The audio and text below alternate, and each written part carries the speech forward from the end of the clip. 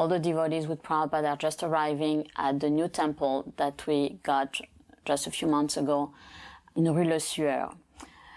So Bhagavan thought that rather than Prabhupada speaking in the temple room, he should speak from the balcony so that he could speak to the people in the street. And also he liked the idea that it was a kingly way of speaking, as in the past the French kings would speak from that balcony to the crowds.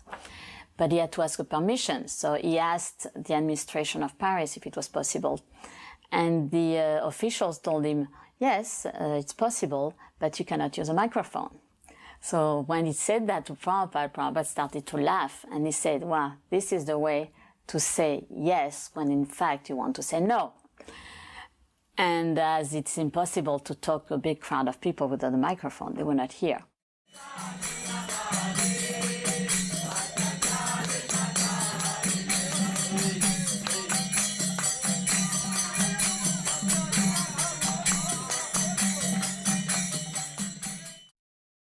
In the London temple, the deities were carved by Shamsundar, and here also the Jagannath deities have been carved by the devotees themselves. So it was a French devotee who was a sculptor, who was called Dayamriga, who carved them, and then I painted them. And there is two particularities on Subhadra here. That first, she's smaller. She should be a little bit bigger. And the reason is that when Dayamriga wanted to carve her, he forgot that he needed to have the little top knot on her head. And then when he realized he had to do that, then he had to make her shorter in order to be able to carve the top knot on her head. So that's why she's kind of smaller. She also has different eyes than most of the Jagannath deities. And the reason was that I painted them according to a picture that I got from India, but I didn't like the look of the eyes of Subhadra, so I just changed the eyes and I made them lotus-shaped eyes, which no Subhadra deity ever had in any deities from India. But everybody found it very, very beautiful, and Prabhupada found them very beautiful, though very unusual eyes for Subhadra. Later during that visit to London, before Bhagavan and I went on to Paris, Srila Prabhupada called us into his room and to give us some more instructions and inspiration. And I was very much hoping at that time to receive a personal instruction from Srila Prabhupada. Prabhupada gave many general instructions, but of course a disciple always hankers to have some personal interrelationship with his spiritual master and receive some special instructions. So I was a little shy to ask, but at one point I spoke up and I said, Srila Prabhupada, could you give me some instruction? So Srila Prabhupada leaned over the desk at that time and looked at me in my eyes. He said, preach boldly and have faith in the holy names. I've always tried to follow that instruction of Srila Prabhupada as a guideline for the rest of my life. I was so nervous at the time, I don't remember how I felt. I just felt blessed that Prabhupada would see me, notice me, and give some instruction that I could build the rest of my devotional career upon. And then Prabhupada, to further encourage both of us, he reached over into his drawer and he gave me one of his dhotis, and he gave Bhagavan Das one of his undershirts. And he just smiled, and then after a little more conversation, we left for our service in Paris, France. I did wear that dhoti. Actually, it was bright saffron. Of course, I was a grihastra at that time, but it was the tadiya, it was the paraphernalia of the spiritual master, and therefore divine. We know that Mahaprabhu himself, in order to encourage his own followers, his own disciples, he would sometimes give them pieces of cloth. A piece of his cloth was sent to Maharaj Bhattaparudra, who worshipped as none different than the Lord. A piece of his cloth was sent to Gopal Bhatta Goswami in Vrindavan. So this tadiya, this nectar, this mercy of my spiritual master, I took that very seriously. I used to wear that as a chadar, actually. And sometimes when the sannyasis would come through, they would chide me, "You grihastra and you're wearing saffron?" I said, "Yes, this is no ordinary cloth. This is the dhoti of our spiritual master, Srila Prabhupada. I'm not taking it off for anything."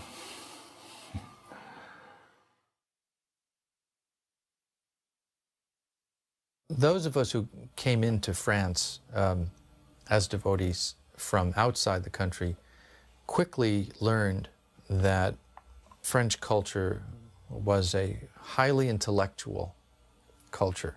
I think a young person in France in those days, by the age of 13 or 14, probably knew more about history and politics than a college graduate in America.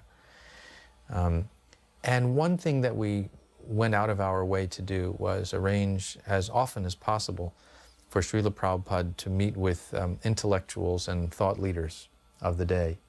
So he met with college professors, and he met with Cardinal Danielou, and he met with leaders from the World Health Organization. He met with leading Sanskritists.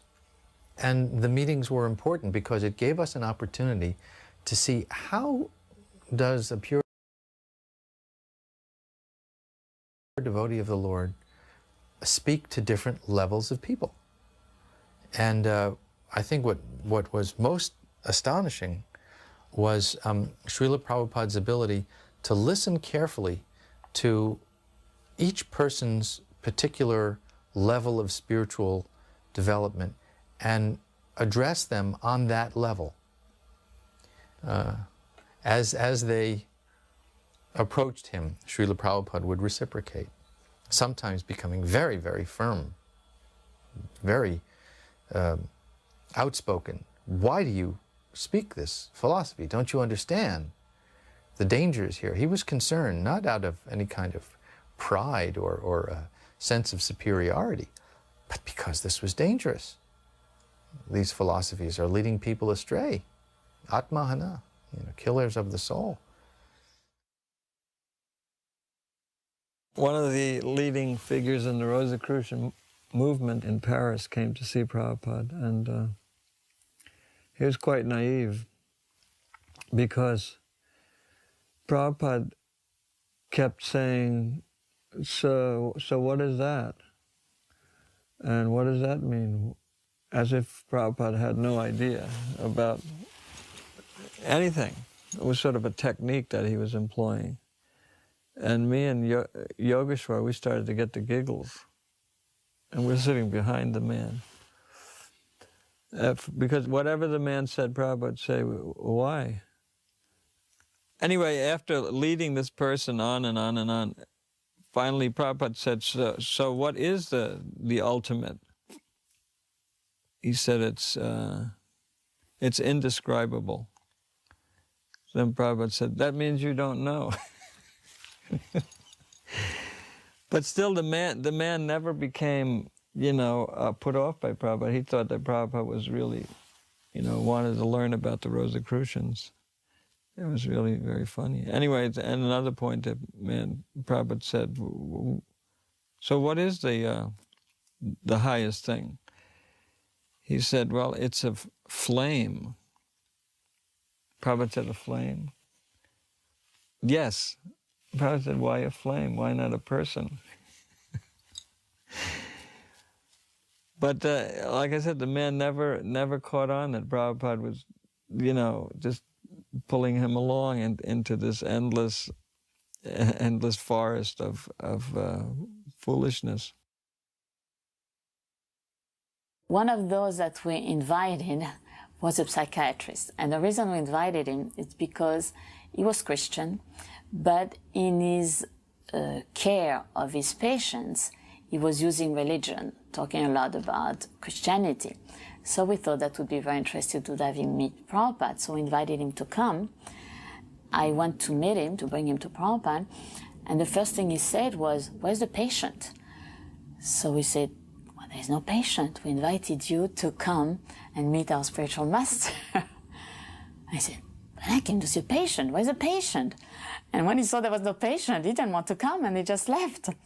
So I was kind of embarrassed, and I went back and to explain to Prabhupada that he didn't want to come out because he thought he was coming to take care of some sick person. And so Prabhupada just laughed and he said he didn't realize he was the patient and we were going to cure him. When Prabhupada arrived at the airport in Paris, of course there were a lot of devotees there with flower garlands and so many things. And at the same time, the Indian ambassador to France arrived. It so happens that the French government did not send a proper welcome party for the ambassador. And one of the ladies that was supposed to do something ad hoc for the French government saw devotees.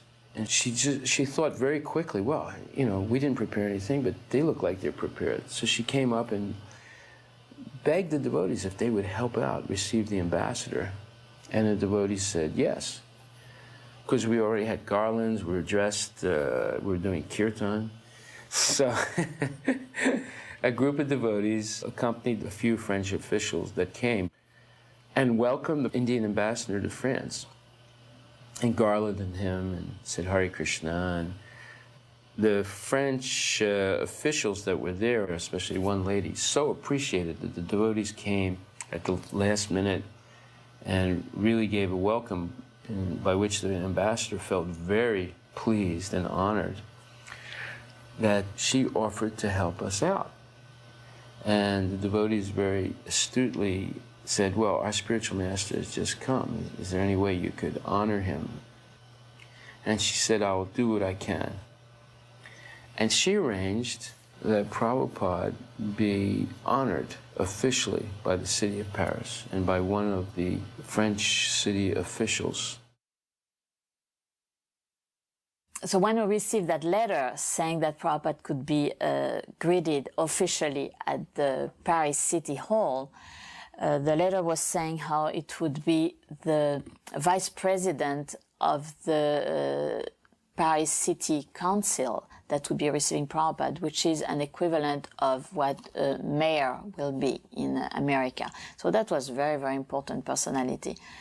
In this greeting speech, he was explaining how Paris had always been conscious of the spiritual values. So Paris was very happy to receive someone who is an ambassador of Indian spirituality. And then because Yogeshwar in his letter that explained a little bit of who Prabhupada was, so Mr. Aswad, the mayor, gave some praises of Prabhupada's achievement, saying how it was wonderful that at this age of 70 years old he came to France and started this spiritual movement. So a lot of very, very nice words of appreciation of Prabhupada. This woman here is the official reception director for VIPs coming to Paris. In fact, she was the woman who arranged for Srila Prabhupada's reception at the Paris City Hall. And the protocol was made very clear to us that when we go into the reception room, everyone should stand and the mayor will give his opening remarks and then Srila Prabhupada can reply.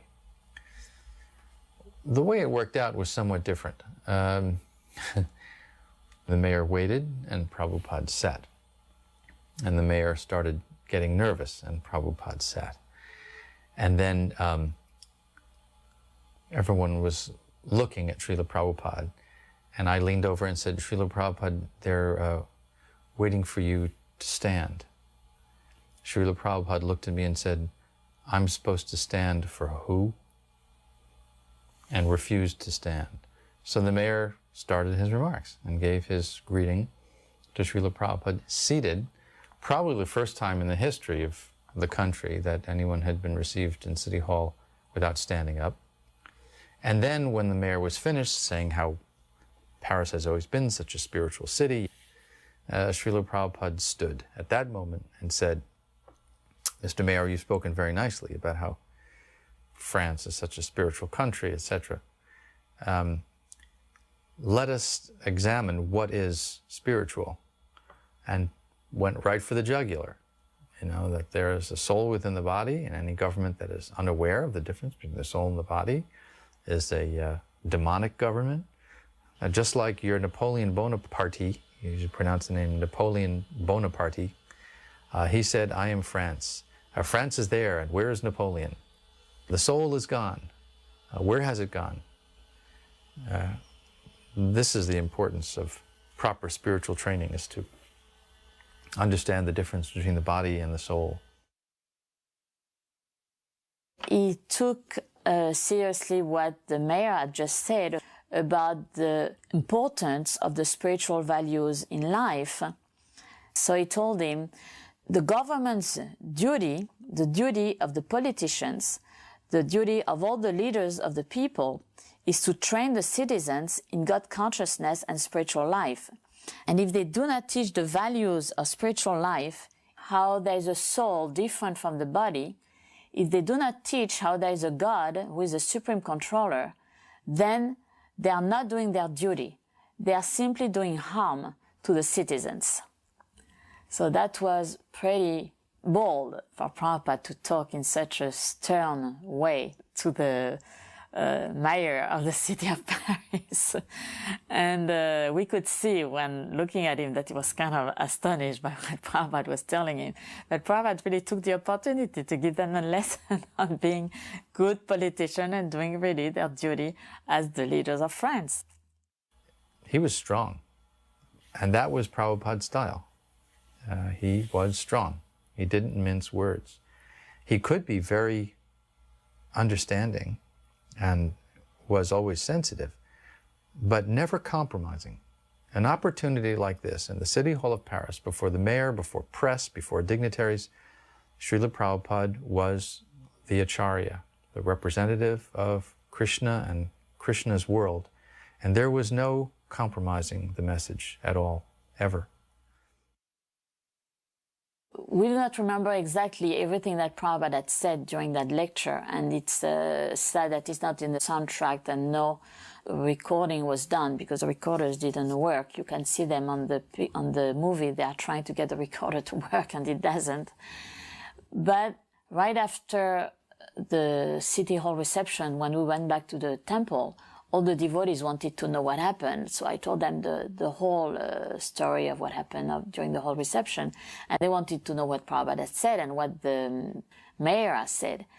And I was able to retell the devotees exactly, with all the details, everything that Prabhupada had told the mayor. And the reason was that when Prabhupada would talk, he talked always in such a perfectly structured way that it was extremely easy then to reconstruct the whole lecture, even though it was something like maybe a 15 minutes talk, 20 minutes talk, because the points were really following each other in a very logical order. And I realized that a few times after having, in the same way, repeated to devotees different lectures that Prabhupada had given when the devotees could not be around. And I was always amazed by that, of how Prabhupada was able to speak so concise, so precise, so perfectly structured. And that's one of the things I always liked so much and admired so much in Prabhupada, was his intelligence in the way he knew the philosophy, wrote the books, explained the philosophy, but that when he was speaking in public, it was always in such an effective way. It was really remarkable. What made it ironic was that at the very same time that Prabhupada was being received as a VIP in the City Hall, Indradimna was leading a Sankirtan book distribution party in the Paris metros and found himself under arrest by the Paris police. This was not an uncommon irony that Srila Prabhupada would be received as a dignitary, a missionary ambassador of peace from India. And yet the program for peace that he was initiating rubbed a lot of people the wrong way. So they didn't dare not receive him because they recognized that as someone with a large following who was very respected by Indian culture, they had to receive him. But yet at the same time, they would do whatever they could to suppress the Sankirtan activities. A few reporters were there. There was articles. At that time, there was a lot of reviews, different magazines, but very, intellectual magazines that were writing articles about us. And most of the time, this magazine, that was very nice what they were saying about us.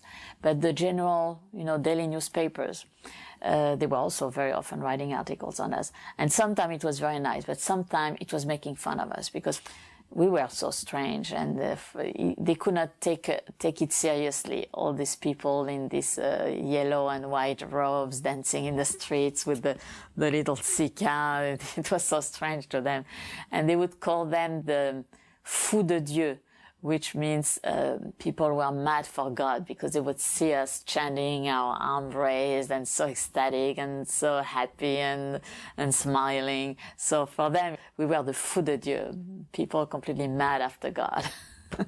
Even though they were sometimes making fun of us, it was nice and kind. So it was not bad. It was not like much later on when we had these anti-cult groups. Then that was very, very bad and nasty, but not at that period. So right after the official greeting, then we went with everybody at the room where we had prepared all the prasadam. We had a buffet with all kind of very wonderful vegetarian dishes, and everybody took very, very happily. It was very nice. When Prabhupada saw this magnificent historical building, he was so astonished to see that he said, I didn't know that this kind of building still existed. And then when he came in, Prabhupada was just saying how beautiful the building was, because he was saying all this wood carving on the walls and all these Greek and Chinese vases and the big chandeliers on the ceilings, the furniture. It was very, very antique, all the draperies, it was very luxurious, very, very beautiful. Yeah. So in one of these articles, one of the journalists who was there, he saw that when Prabhupada came in, all the devotees paid obeisances. So the way he reported it in the newspaper was that all these Hare Krishna devotees kissed the carpet where so many great personalities had been walking, like the General de Gaulle, like the Queen of England had walked on this carpet, and the devotees were kissing the carpet. I mean, it's true, that to people who see us doing that, they all interpret it in such funny ways. It's so strange to them. For us, we don't even pay attention to it. It's so normal. But for them, it's really weird.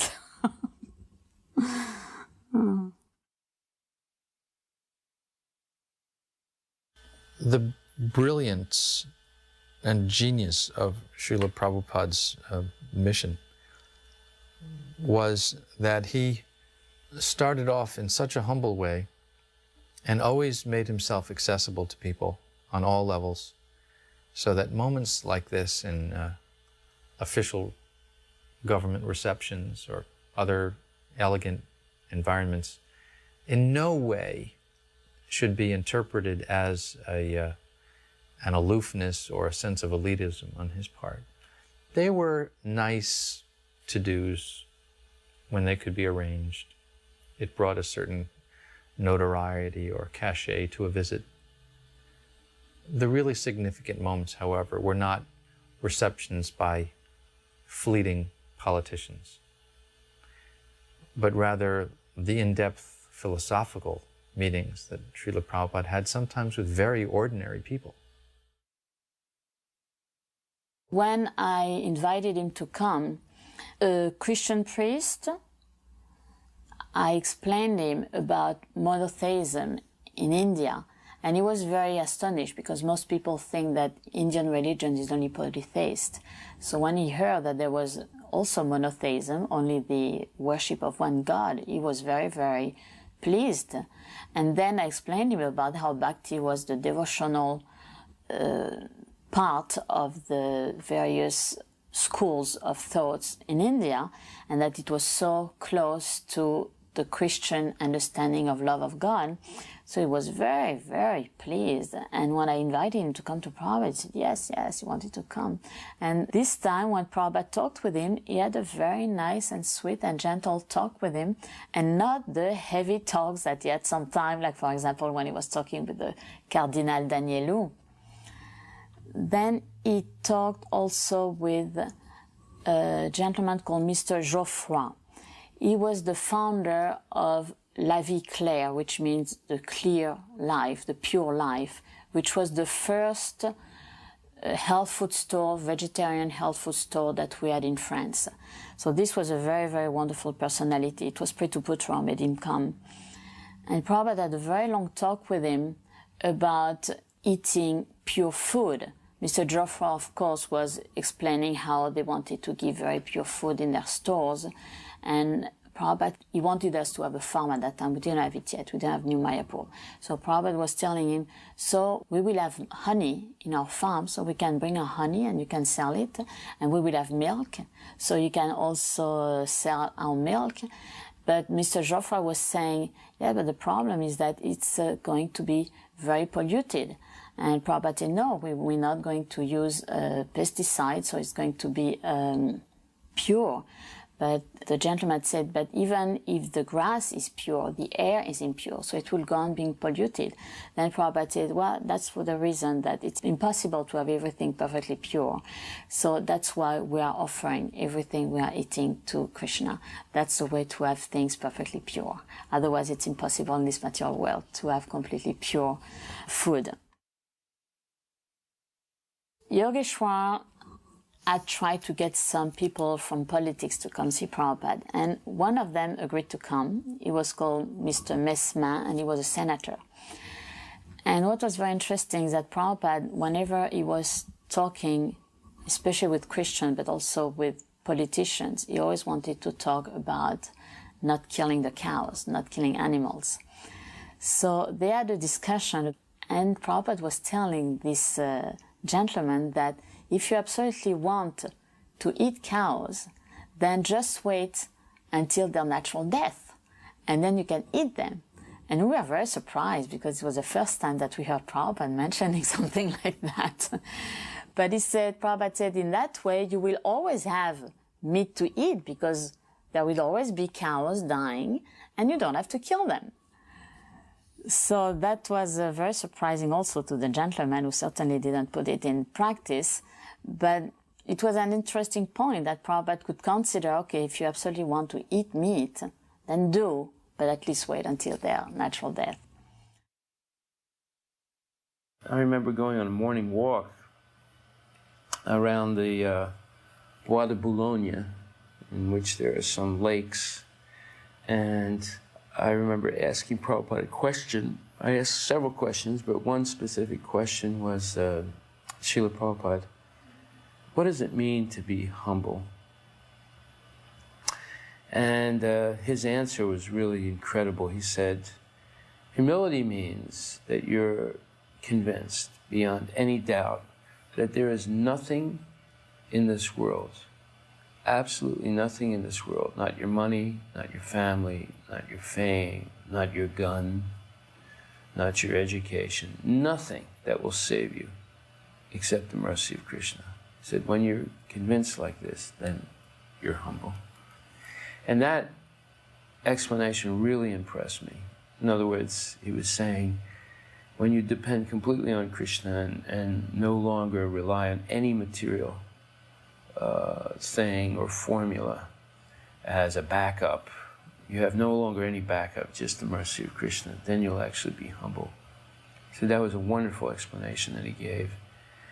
And that stayed with me all these years, because that is actually the foundation of humility in Krishna consciousness. And obviously Prabhupada was an example of that.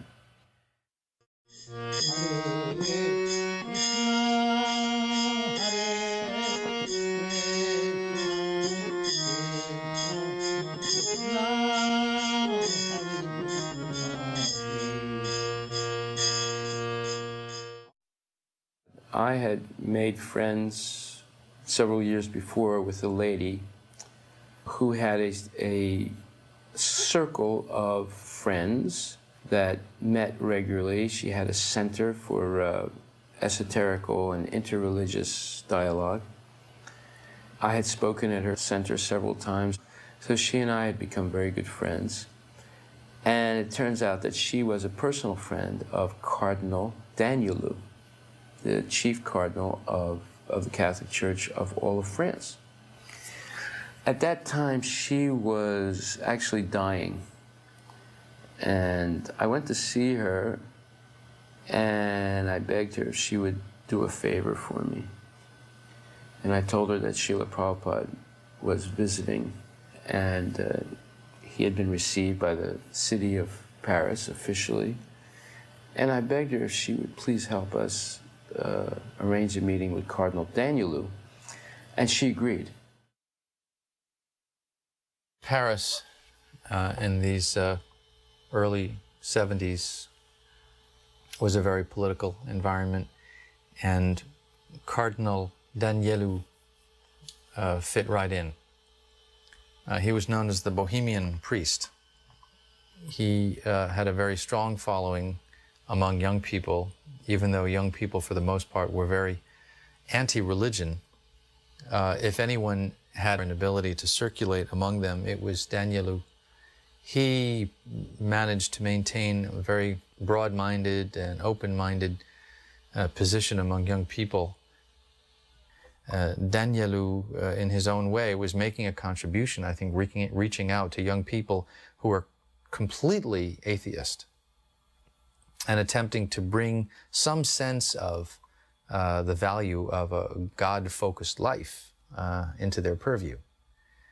Still, because it was a ritualistic Catholicism, he didn't appreciate, for example, the philosophy of the soul present in all life forms. The devotees were amazed by the discussion because it showed that here is the top man in the Catholic Church, and he's an intellectual. He's not only a performer of rituals, but he's a top intellectual.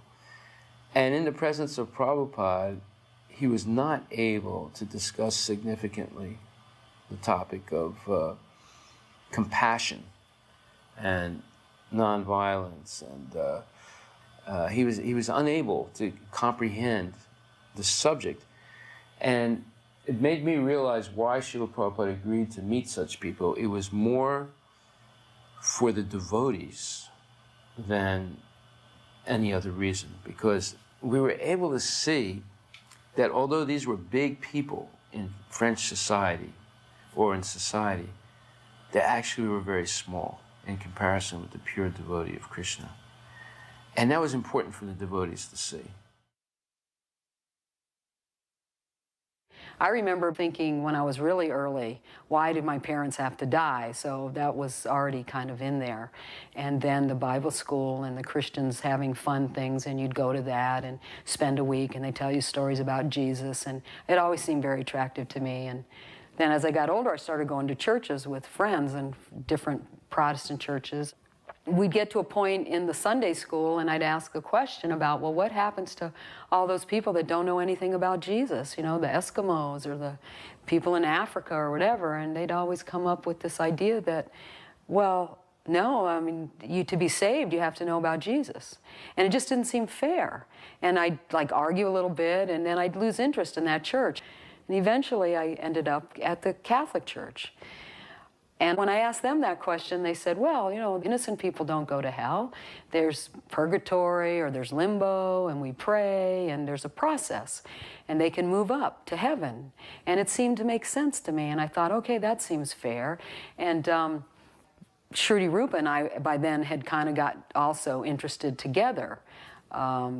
We had been friends since elementary school and lived down the street from each other. So she and I and my two sisters started going to catechism at the Catholic Church, and we did that for a while, and eventually my sisters and I got baptized. The Catholic nun, Sister Dominica, she encouraged me to go for confirmation. It's like the next step in the Catholic Church. You pass a slight little test, they ask you questions, and if you have any doubts, this is when your doubts would be cleared up, because you're going to go through this ceremony and you're going to take the Catholic faith as your faith. And if you fall away later, it's a more grave sin. It's a mortal sin, a stain on your soul that cannot be removed easily. So I was going to classes, and now I came up with a different question. What happens with my pets? Do my pets go to heaven? And it was totally sentimental on my part, because I wasn't a vegetarian, but I just wanted to know. And she was very sorry. You know, the nun kind of put her head down a little and said, no, animals don't have souls. Only people have souls, so only people go to heaven. And again, that just didn't seem fair to me. I mean, I was by then 12, and in the end, I went ahead and got confirmed, because I thought, well, I haven't found anything that makes more sense. And then life goes on, and adolescence comes in, and you get distracted, and you're a teenager, and so many things happen. And interestingly enough, Shruti and I remained good friends, and we would get into kind of other things together. You know, we'd talk about Siddhartha or just Eastern stuff in general. Not real deep, but just it was the hippie kind of thing to do. It was kind of cool. And at some point in all of that, I had made a type of commitment that if I hear the truth, I'll accept it. And around soon after that, I happened to see a TV show with the Hare Krishnas on it. It was a news thing, quick, from out of Miami, and that would have been local for Key West. But the thing that I remembered was the 4 regulative principles. And so I heard that, and I immediately kind of made a decision. I don't know if I want to find out too much more about this, because it might actually be the truth. And I just didn't really want to risk, you know, the 4 regulative principles seemed a little severe to me. And so I just didn't really want to know. And I kind of even almost made an effort to avoid the devotees. Once I saw devotees across the street, and I went to the other side of the street. And then, you know, a little time passes, and Shruti and I decided to take a trip to Europe. We were going to meet friends in Germany that were in the army and travel with them a little bit. And just before we left, somebody at the airport gave us the teachings of Lord Chaitanya and a BTG. And so we traveled. We, you know, really immediately realized after some difficulty and some ups and downs with our friends that we didn't really have too much in common with them. And we just traveled on our own a little bit. And then we just decided, why are we traveling all around? What are we looking for? We should just go back to our home and try and just be stable people. And so she gets the idea. She has this BTG. She says, why don't we go to the temple? And it was kind of a difficult trip to get to Paris. We had trouble with being vegetarians. So we got to Paris, and we got off at a train stop. And there were 2 quite large men that were selling there. And Shruti immediately went up to them and asked them directions to how to get to this address. And they kind of gave us instruction, and we started heading in that direction. And we realized that it didn't seem quite right. So we stopped and asked in a hotel. And that man told us we were going in a completely wrong direction. So we left the hotel, and we turned, and we started heading the way he told us to go. And then we realized that these fellows were following us. It could have been coincidental, but then when we changed directions, then they also still were following us. It was just a scary scene. We were kind of starting to walk faster and faster. They were walking faster and faster. We were hoping that at the end of this street, there was going to be the door with the number on it. So we see the 4 on the door. We start pounding on the door, and that's when the door swings open, and light just comes pouring out, and incense comes billowing out, and music comes out, the chanting comes out, and Indradumna, dressed in white, looking very angelic, says, yes, you know, can I help you with something? And we just said, we need help, we need to come in. And he said, sure, and he just lets us in, and he closes the door, and it was like he closed out all this scary stuff on the other side, and everybody like looked up and smiled at us. And so he took us upstairs, and you know, he said, these girls just arrived, And Bhagavan was very friendly. You know, he came out and he said, "Oh, hello," and we talked for a little while. And we ended up staying up all night and working and being helpful. You know, we took showers and had something to eat.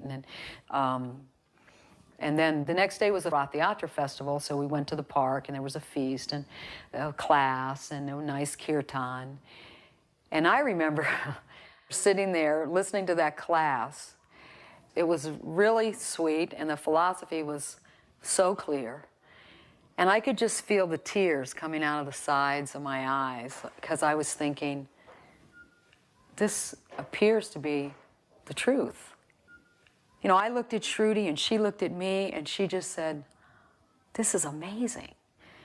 And, you know, I was agreeing, we were just like stunned. What did we stumble into?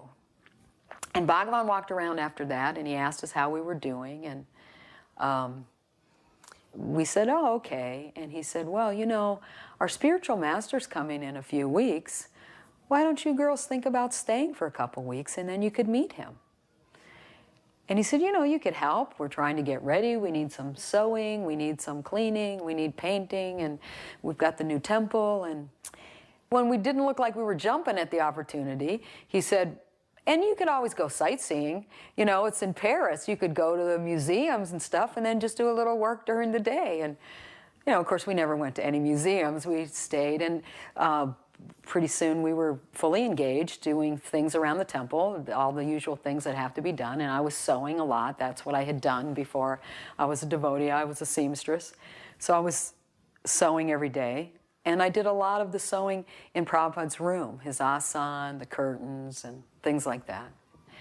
And I remember distinctly every day going in and praying because I was kind of confused. I mean, these seemed like really nice people.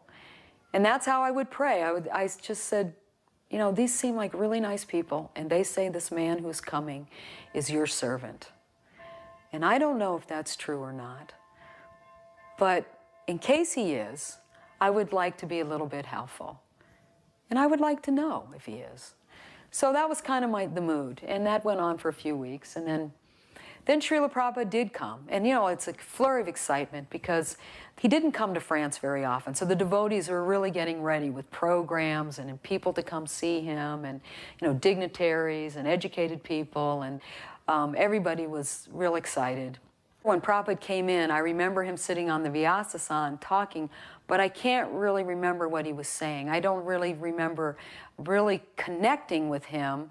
I mean, he seemed nice enough, but I was more kind of involved in the activity. There was always something to be done and, you know, somebody directing you, take this here, take that there. And so everybody was very gracious. And I particularly remember that Yogeshwar was very gracious. He was always trying to include, and I was still kind of bewildered. And Yogeshwar was really excited about Prabhupada speaking to this cardinal. And he was playing it for us. And, you know, I was interested.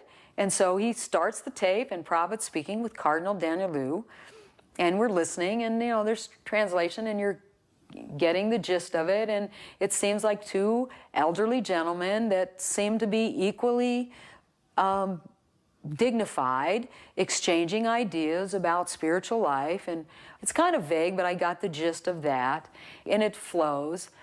And all of a sudden, out of the blue, Prabhupada says, "What about the animals?" And even today, I mean, without a doubt, even today, I get like chills when I think of that, because I went, what? And Prabhupada says, "What about the animals?" And he goes into a whole thing about the animals, and the cardinal says the same thing that the bishop had said to me years before. Well, the animals don't have a soul, and he makes all these justifications. You need the meat to eat, and people, it's more important to feed people. And Prabhupada answers one question after another, and the cardinal like persists. It seems to be almost I won't say a battle, but you know, Prabhupada's he won't let him off the hook. And he brings up the analogy of if a man has two children and one child has diminished capacity, does he love the one that's not so intelligent less than the one that's qualified? And of course the animals have a soul, and of course the animals, and I mean, it never fails to move me. All of a sudden I felt this real clear understanding, almost like a voice. Yes, this man is my servant. Yes, this man will answer your questions. He will answer the questions you forgot you had, and the questions you haven't even thought of yet. I mean, it was like so clear that I was stunned. So I didn't have a doubt. I've had lots of ups and downs, and I never had a lot of association with Prabhupada, but I just felt that Krishna had answered that request. I had that simple request. I would like to know.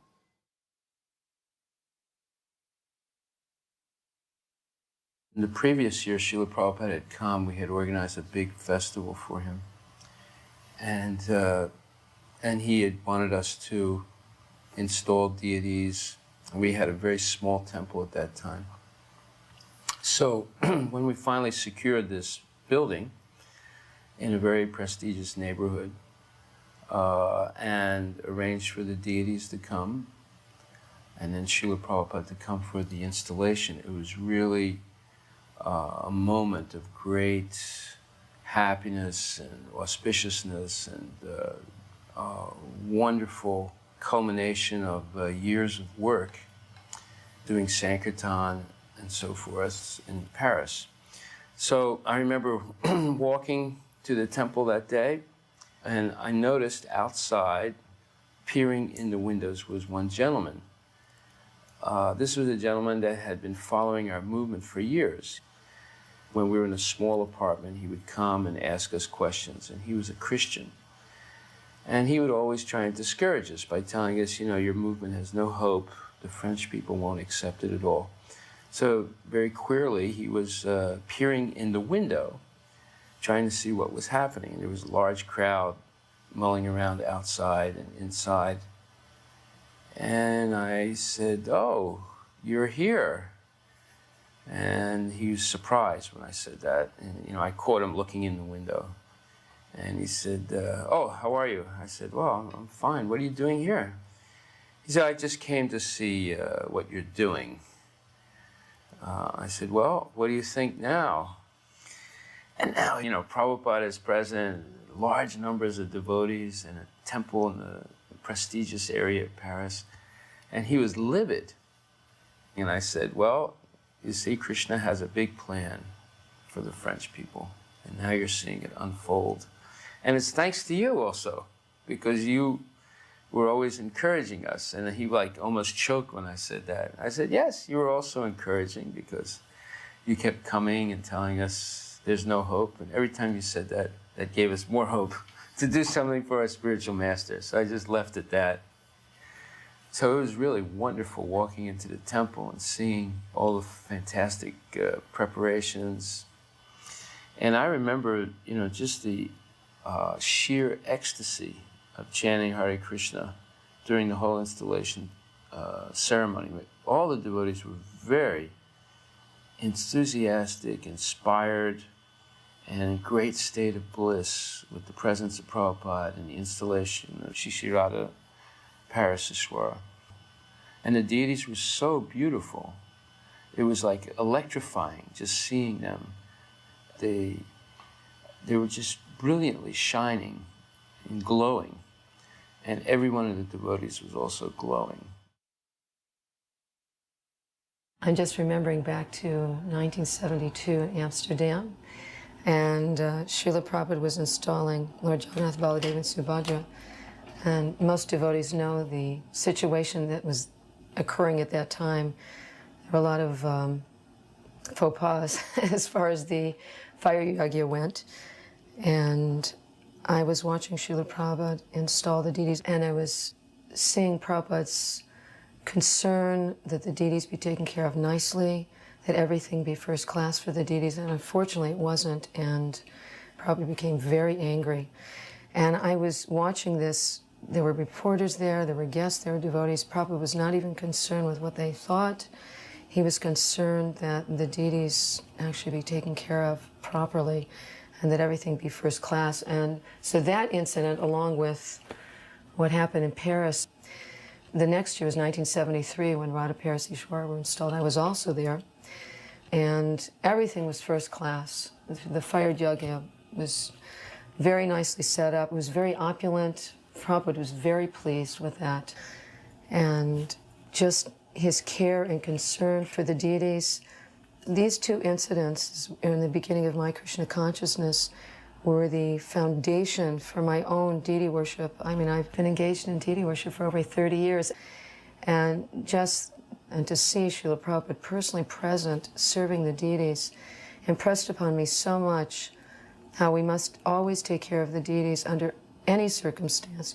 And I think this is something that I can never forget. When we received the deities from India, we noticed that it needed a little bit of retouching of the painting. And while I was painting Radharani, I noticed that she had a little spot, brown spot on the white marble. So I wanted to cover that little spot. So I painted over the little brown spot on her cheek. And you see here that Prabhupada is rubbing Radharani's cheek. And the reason is what happened is that when he saw her, she was completely white. And then when Bhagavan poured on her the different oils, the oil made the pain go away. So suddenly he saw the little brown spot appearing. And that's why he is rubbing Radharani's cheek in order to see what's going on. So of course later on, after the deities were installed, I went back to repainting that little part on her cheek and it became white again. Then Prabhupada mentioned two things about Radharani. One was that when we dressed them, we didn't have yet very, very wonderful, nice clothes. We had some very simple clothes that we got from India. And the skirts were falling very flat around Krishna's body and Radharani's body. So Prabhupada told us that the skirts had to be very wide, looking very pretty and very wide. So he said, you should put some sticks underneath to have the skirts open very wide around them. And then he said another thing, which was very surprising to us. He said that Radharani has come to France as the most beautiful French girl, because in the whole world, the girls with the most beautiful faces are the French girls. During one of the temple kirtans, I had put down my movie camera and picked up a still camera to take pictures. I took a few pictures and then put that down and joined the kirtan. As I was dancing in kirtan, I turned to Prabhupada. He was motioning for me to come over. So I approached the Vyasa-san, and he said something I couldn't understand because of the loud kirtan. So I put my ear very close to Srila Prabhupada's mouth, and I heard the words, "Never put down your camera." Immediately, I ran over to the camera, picked it up, and started taking pictures. And I've tried over the years, although not always successfully, to carry out that order. During that fire yagya and the bathing of the deities, I was a little bit obsessed with burning frankincense in the yagya. So I kept putting frankincense on cinders, and it caused a lot of smoke.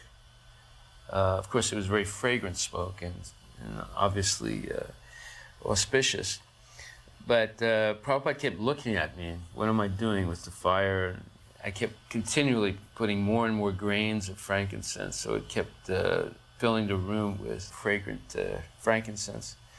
And I guess this was my way of sneaking in a yagya of incense as a precursor of my developing the business of spiritual sky. But it certainly led to a very successful business, as well as, of course, the successful installation of the deities. The temple was not very big, hugely crowded. there were people from the area at the windows outside wondering what on earth is going on. And the deities were very, very beautiful. It was a very exciting time. We had not had Krishna deities in Paris before, so this was very meaningful to everyone. While the deities were being dressed, that is to say, after the bathing ceremony, and while the deities were being prepared for the first unveiling, Srila Prabhupada went out for a walk. When we came back from that walk, the curtains opened, and Srila Prabhupada stood looking at the deities for a long, long time. Kirtan was going on. Then he turned and walked down the marble temple room to his Vyasasana, and we all noticed that there were tears streaming down his face. He sat on the Vyasasana and used the edge of his dhoti to dry his eyes, and started his lecture by saying that the meditation on the Lord begins from the lotus feet. Therefore, I am inquiring, why are there no ankle bells? In our haste to dress the deities in time for Prabhupada's return from his walk, we had neglected to put Krishna's ankle bells on. Prabhupada, of course, noticed. But it was a very touching moment, because God must be real. I mean, look at how much love this person has for him. It was very obvious to everyone there that we have not been led into some kind of cultish practice or something. Here's Prabhupada, there's Krishna. Here's Prabhupada weeping out of love of seeing the Lord of his life. This is real. I was upstairs with Himavati, and we were gluing together the peacock fan for the artik that Prabhupada was going to do. So we were finishing up the peacock fan. And I remember when it came time to offer the camphor, you know, usually we'd put a little ghee wick and sprinkle a little bit of camphor on it. Prabhupada he didn't want that. He sent it back up, and he wanted a big chunk. So he put a big chunk of camphor, and then he, you know, the big billowing camphor, you know, we'd never do that because it would make black and everything, you know. So we would be very conservative, put a few sprinkles, but he wanted a big piece. And then, you know, and then the fan was okay. He used the fan. I guess it was several months later, there was an article in BTG on this installation, and they brought the magazine to Prabhupada. He was in Vrindavan at the time, which they would always do. Whenever there was a publication, wherever Prabhupada was, of course, you know, they would rush and bring it and show him the last Bhagavatam that was produced, or BTG.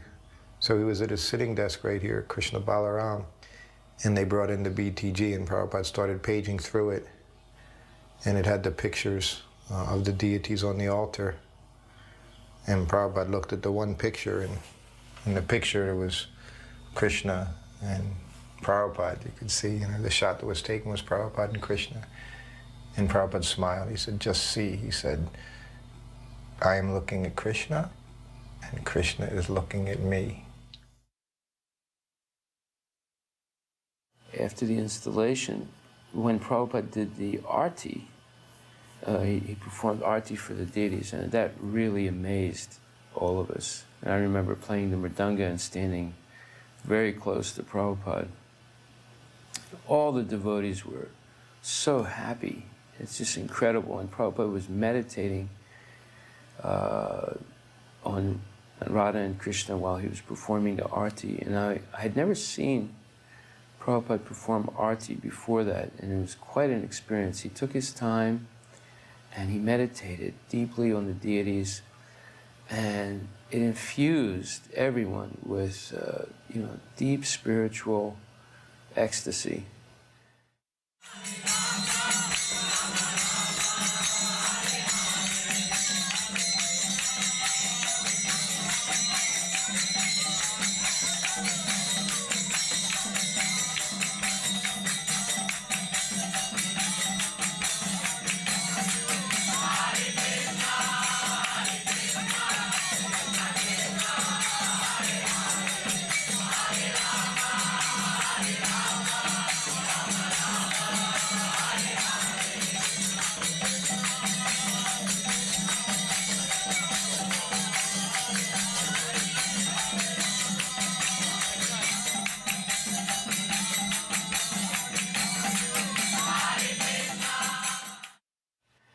And then as he came to the end of the arti and he blew the conch shell, the devotees were all jumping up and down in ecstasy, and Prabhupada was clapping his hands.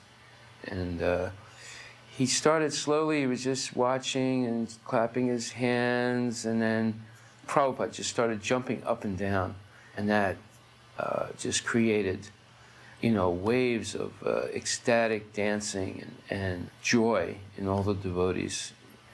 It just was an overwhelming experience.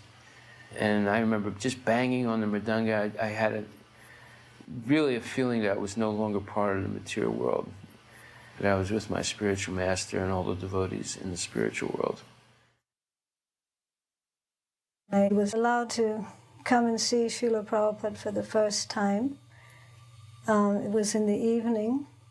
Srila Prabhupada's room was dimly lit. I remember sitting near Srila Prabhupada, and he asked me a few questions. He asked me what my father did, and I replied that he'd been in the Foreign Service.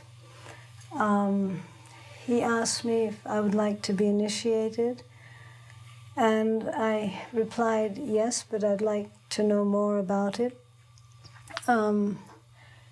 I felt that I should do something in order to deserve being initiated, but I had no doubt in my mind that I wanted to be, and I wish I had said yes.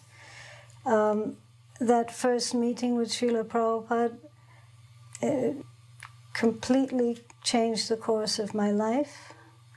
I knew right then that I'd never met anyone like Srila Prabhupada in this lifetime, and I would never meet anyone like Srila Prabhupada again.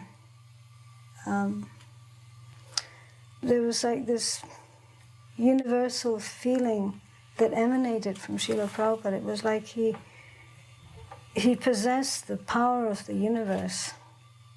It was a very, very amazing feeling that you only feel in the presence of Krishna's pure devotee. I remember all the devotees offering dandavats, and that included the ladies. As soon as Prabhupada came in the room, in the hall, everyone just went down like sticks or dominoes. And that was very impressive to a newcomer.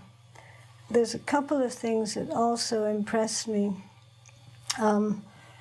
Hansadutta wanted me to go to Germany, and Bhagavan wanted me to stay in France because I spoke a little French.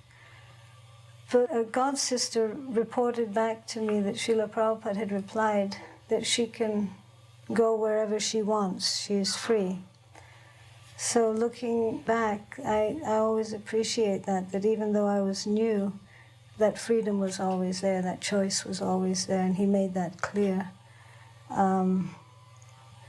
Another thing, there was some criticism going on between the devotees. Hari Vilas's name came up in a negative way, and Srila Prabhupada immediately praised him and put him in a positive view, which again was always Prabhupada's. He always put us up rather than, he never put anyone down unless it was to correct them or point out a definite fault. I guess like many other disciples of Srila Prabhupada, we worried very much for how to please Srila Prabhupada the most. And we also were a little bit envious with all those other devotees who had the intimate relationship with Prabhupada, traveling with him to different places and doing confidential services, etc., etc. Well, I joined very far away from Srila Prabhupada. The first time I actually went to meet him, personal encounter, was in Paris. In that meeting, it was upon my mind the thought that maybe I should also leave my service and join his more closer company. And then, as I went into his room, I offered my business, and as I came up, Prabhupada looked at me very piercingly, and he only had one thing to say. The Vani is more important than the Vapu. And then he went into lengthy details to say that some devotees, they are very close physically to the spiritual master, but they don't understand what he really wants to be done, and they cannot catch that. Whereas another devotee who is very surrendered to the spiritual master, in some very long distance from him, he may get his most intimate blessings. So when he said that, I was immediately cool in my brain, and I could immediately see the capacity of Prabhupada to harmonize my feelings. Hare Krishna, Hare Krishna, Krishna Krishna, Hare Hare, Hare Rama, Hare Rama, Rama Rama, Hare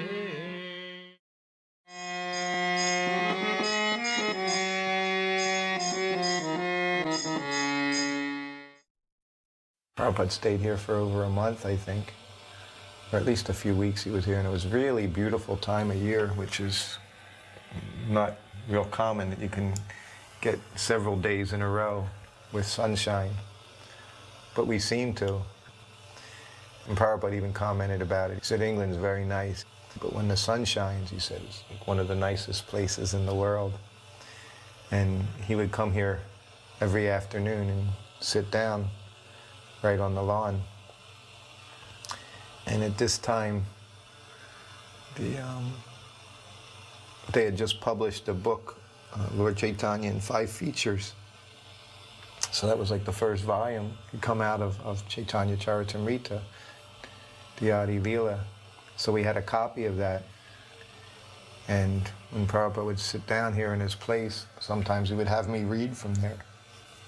Prabhupada always would sit and like to listen from his books, you know, either read them himself or hear others read them, and he enjoyed hearing the philosophy that he was translating for us, and always enjoyed it in the same mood that we did, just relishing Krishna Katha. Anyway, the one day I remember I was reading from this book, and of course it had the transliteration, had the Bengali in there, so I was just reading, and Prabhupada had an audience, and there were some Indians in there. And he was very happy. He said, just hear him, he said, just see how nicely he reads this Bengali. He said, even he has no experience, he said he can read it so nicely. So again, he always appreciated, he had made devotees, and he liked to see them, that they were capable in doing these things, you know. So he liked to show the Indian community, you know, what he had done. He had turned these Westerners into devotees, into Vaishnavas. You know, and Prabhupada liked the simple things, sit outside. So in the afternoons, if the weather was nice, he would sit out there. From his quarters, of course, this whole area, this is what you would see from his sitting room.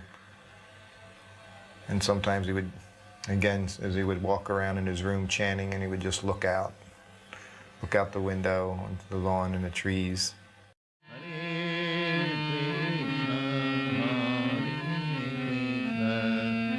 Krishna Krishna, Hare Hare. This is Swati's son, Srivajor. Prabhupada holding onto his hand, and Srivajor doesn't quite know. He wants them to let go. But every day, Srivajor got a lot of mercy. Every single day, he would come out there, and he would have a lot of interaction with Srila Prabhupada. It was very sweet. Someone had told me that Prabhupada liked very lightweight, very fragrant garlands. So some English flowers like stock and sweet peas, which are very, very fragrant, very pretty colors and very lightweight. So I would buy these from the flower market, and in the van on the way to the manor, I'd make the garland for Prabhupada. And I was there one day, and somehow or other Malati got hold of me, and I was helping her. And the garland didn't get to Prabhupada during class time. She said, well, bring it up now with the prasadam. So she took me up to Prabhupada's room, and I had the garland, and I was kind of holding it as if to, you know, inviting someone to take it from me, to give it to Prabhupada. And Prabhupada looked at me, and he he raised his head and indicated that I should come and give the garland. So I went forward. Needless to say, I was extremely nervous. I didn't want to touch Prabhupada. I didn't want to drop it on his head. I was petrified. But as I put the garland over his head, the top of his ear brushed the inside of my hand, and it was so soft. I can still feel it now when I think about it. And he was smiling like anything. It was so wonderful. He said, "Thank you very much." And for some reason that day, I was there for a long time. Prabhupada was walking around outside in the afternoon, and he still had the garland on. And those flowers are very, very delicate. And that garland was still as fresh as the minute I had put it on him. And they said he'd been wearing it all day. I went on Sankirtan with Tribhuvanath. We were very close friends in those days. So one day we came back to the manor, and we saw that Srila Prabhupada was sitting on the lawn with only Shamsundar. We thought that this is a wonderful opportunity to have an intimate association with the spiritual master. So we rushed down to the lawns, and we went over there and sat down. And Prabhupada looked at us, and he seemed to be a little bit disturbed. And he kept looking at us and talked a little bit to Shamsundar. Then he was looking again, and he didn't look very happy. So then suddenly he turned to Shamsundar and said, "These men have no work, they have nothing to do." So I thought, oh my goodness. So I realized also at that time that just, you know, there were a lot of people wanting to be seen with Prabhupada or to be with Prabhupada, but this was not very important. And during the course of my time there, I was taking his slippers and giving him his cane, and every morning taking him down to class and bringing him back, but I never said anything except, you know, Jai Srila Prabhupada. I didn't feel that I wanted to impose upon him. And the women were making so many nice preparations. Well, I didn't live there, so I had no place to prepare anything, or, but I thought I have to offer Prabhupada something, so I'm going to make some popcorn. But I'm not going to give it to Prabhupada myself. It's just like a cute thing that the kids can give Prabhupada. So I just made some popcorn, and I must have put it in a bowl, covered over, and I sent Vaishnav and Manjari. So Prabhupada sees we're holding something, and it's covered up, and he's looking, anticipating, "Oh, what have you got for me?" And the kids wouldn't take it. They refused to take it from me. I was so embarrassed. It's like, this is not what you offer your spiritual master, some popcorn. I remember I used to walk sometimes slightly in front of Prabhupada and sort of sideways on, so I could half see where I was going, because I'd had the unfortunate experience once of practically treading on Prabhupada's heels and felt extremely, excruciatingly embarrassed by it and great anxiety. So, but I really wanted to be close enough to Prabhupada so I could hear what he was saying. So it was just walking past the gates of Lechmore Heath, as they used to be. And Prabhupada was talking about how there are so many glowworms in the age of Kali, so many people trying to offer spiritual solutions. And then he looked at me right in the eye and said, "So what is the use of so many stars when with one moon you can light up the whole night?" And it was such a touching experience, Prabhupada talking in that way, directly looking in my eyes so deeply, seeing for the first time Prabhupada's depth of purpose. It felt like Prabhupada was asking, "So when you were going to become a moon?" Because this is what Prabhupada wanted to do. He wanted us all to become moons. Prabhupada on his way to his throne.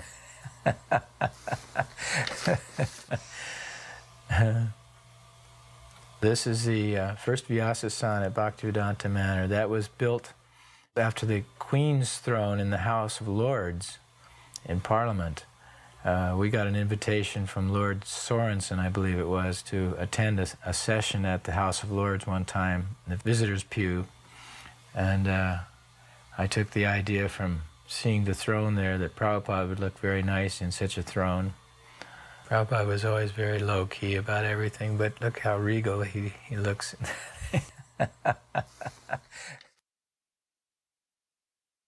Then he went into the temple room, and they'd built a Vyasasan, incorporating the railings from the staircases. And it was very big. And Prabhupada looked at it and he asked, "Oh, who's this for? This is for Lord Shiva?"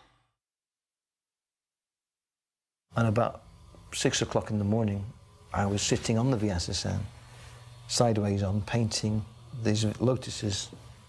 Everyone had been up all night, and the temple room was a whole hive of activity. And I must have nodded off.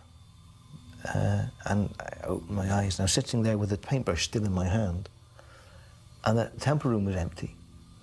And the door that Prabhupada used to walk through out onto his morning walk was open. And there was one devotee there. I said, "Has Srila Prabhupada been through already?" He said, "Yeah." I said, "Did he see me here on the Vyasasan?" He said, "Yes, of course." And what did he say? "Prabhupada saw you there sitting on the Vyasasan with a paintbrush in your hand, sound asleep," and he laughed.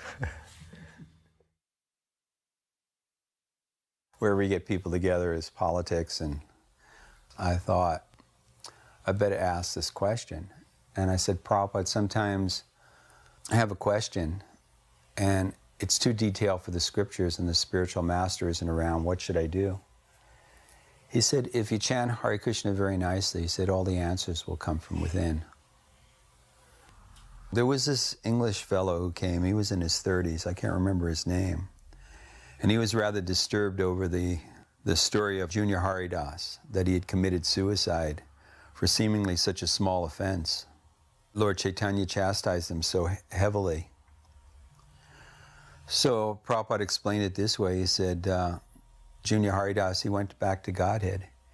He said, just because the father chastises the son, it does not mean he does not let him back into the house. One day we were sitting in Srila Prabhupada's room, and all of a sudden George Harrison walked in with a group of Indian people. And he paid obeisances, and he was very excited that he had a song he wanted to play for Srila Prabhupada. The song was "Krishna, Where Are You?" And he had produced it and played instruments on it, and Lakshmi Shankar, who was with him, sang the song. So Prabhupada listened to it, and as he was listening, he was smiling and tapping his knee in rhythm. And then afterwards, Srila Prabhupada said, "Yes, this is the proper mood, always searching for Krishna. Not that we have found Krishna, but we are always searching for Krishna, just like the 6 Goswamis." Of course, George was very, very happy. He and Srila Prabhupada had a wonderful relationship. When George walked in and paid obeisances, you could really see his great feeling and humility. "Krishna, Where Are You?" can be found on the album Shankar Family and Friends, referring to Ravi Shankar. The words are, "I am missing you, O Krishna, where are you? Though I can't see you, I hear your flute all the while. Please come wipe my tears and make me smile." Here's a short cut from it.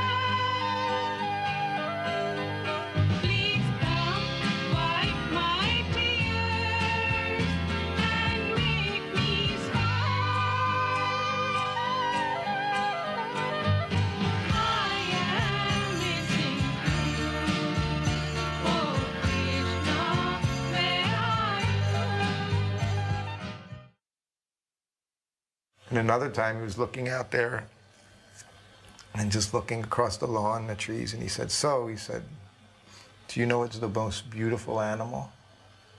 And, you know, whenever Prabhupada would ask you a question like that, of course, you either wanted to know the right answer and say it, or you didn't want to say anything at all because you didn't want to say the wrong answer.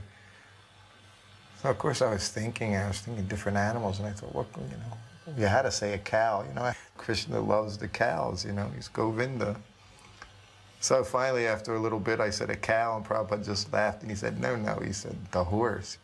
He said, the horse is the most beautiful. He said, its body and its muscle structure. And I said, oh, yes, Prabhupada. A lot of devotees don't know this, but actually Prabhupada did name the land New Gokula, and that's why he named the deities Radha Gokulananda. And he wanted the main activity there to be Goraksha, cow protection. He wanted 150 cows kept on the property, and I said, but that's not very practical because of the 17 acres of land, there's only 6 acres which is pasture land. And I said, you need at least 1 acre per cow. And he said, so you buy another 150 acres of land. What is the difficulty? This is the most important duty, to look after the cows and explain the importance of cow protection. He said also we should purchase a double-decker bus and drive the bus into central London and fill the bus up with Western tourists, Western people, and bring them out to the manor so they can be educated in simple living and high thinking. He said besides showing them how the cow is protected, we should also be producing milk for sale and butter and yogurt and also ghee. He said if we make our own ghee, he said so many people want to purchase the ghee because there's nothing like homemade ghee. And he said that the other activities that devotees should be doing there is spinning and weaving and different handicrafts. This is what he wanted to happen there. Then I asked him about the Indian community. I said, should we cultivate the Indian community? And he said, they're already Krishna conscious. So we should concentrate on the British community. He said, they know nothing about Krishna. During this time, Shyam Sundar had a program where he was inviting different prominent persons to come see Prabhupada for darshan, and celebrities. It was during this time that Donovan came to see Prabhupada, and Schumacher, I think he wrote a book called Small is Beautiful. Lord Brockway. One reporter during a darshan asked Prabhupada if we worked. Prabhupada said, no, we don't work. Why should we work? We're the sons of the richest man. Then he said, you see this manor, right? What do you think it's worth? So the reporter said, £500,000 or more. He said, so do you think that if you worked your whole life, you would have enough money to buy it? And he said, no. He said, well, you see, we don't work, but we've got it. Someone gave it to us. So why should we work? We get everything we need. In 1971, Prabhupada had a pandal in Delhi, the first pandal. And these deities were used for the pandal, and then afterwards, they were just sitting.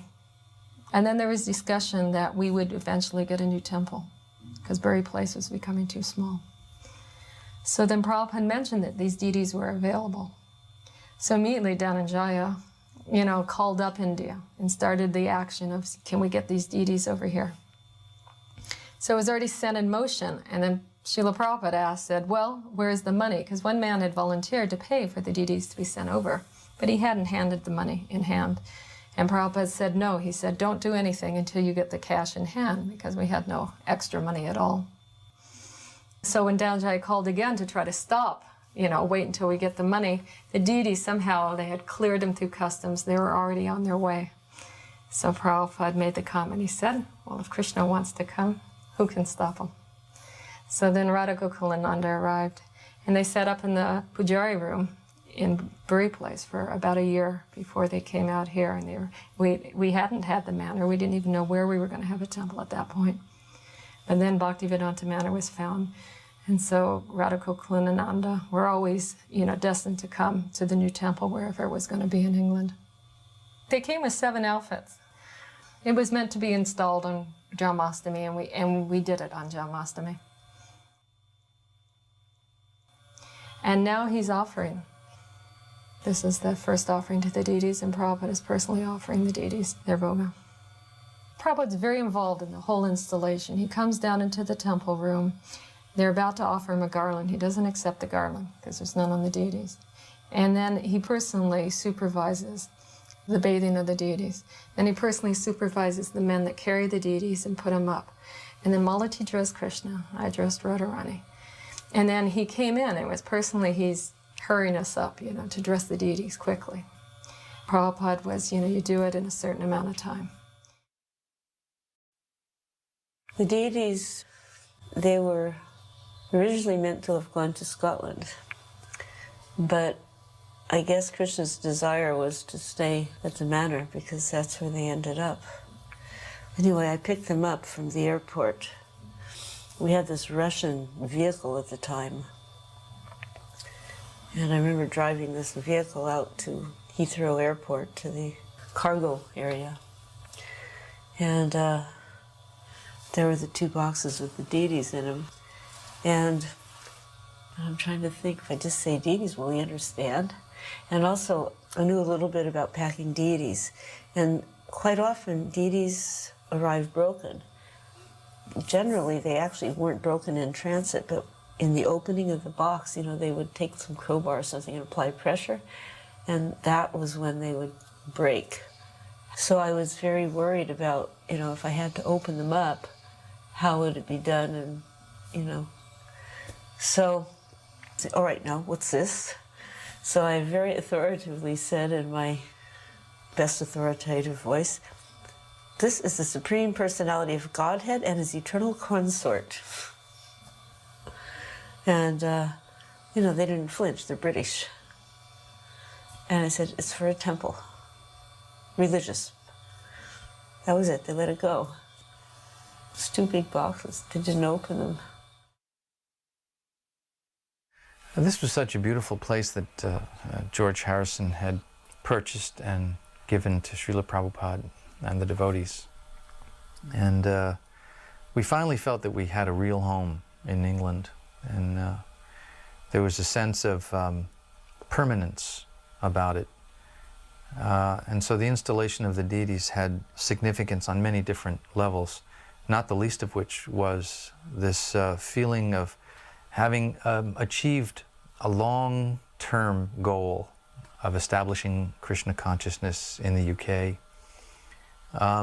which of course had historic significance as well as emotional significance. I mean, England having been the invading force that had governed India for so long, and now Krishna consciousness coming to England and establishing itself permanently as the spiritual force in England was very significant. And there must have been something about this, because Srila Prabhupada was so energized during this installation ceremony.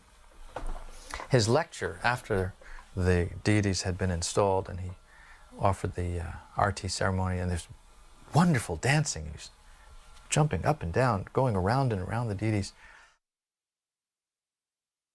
When Srila Prabhupada offered the first arti to Sri Radha Gokulananda, I was photographing him. I stood behind the arti tray and simply focused the entire time on Srila Prabhupada. And as I was doing that, I was struck by how gracefully he offered the different items.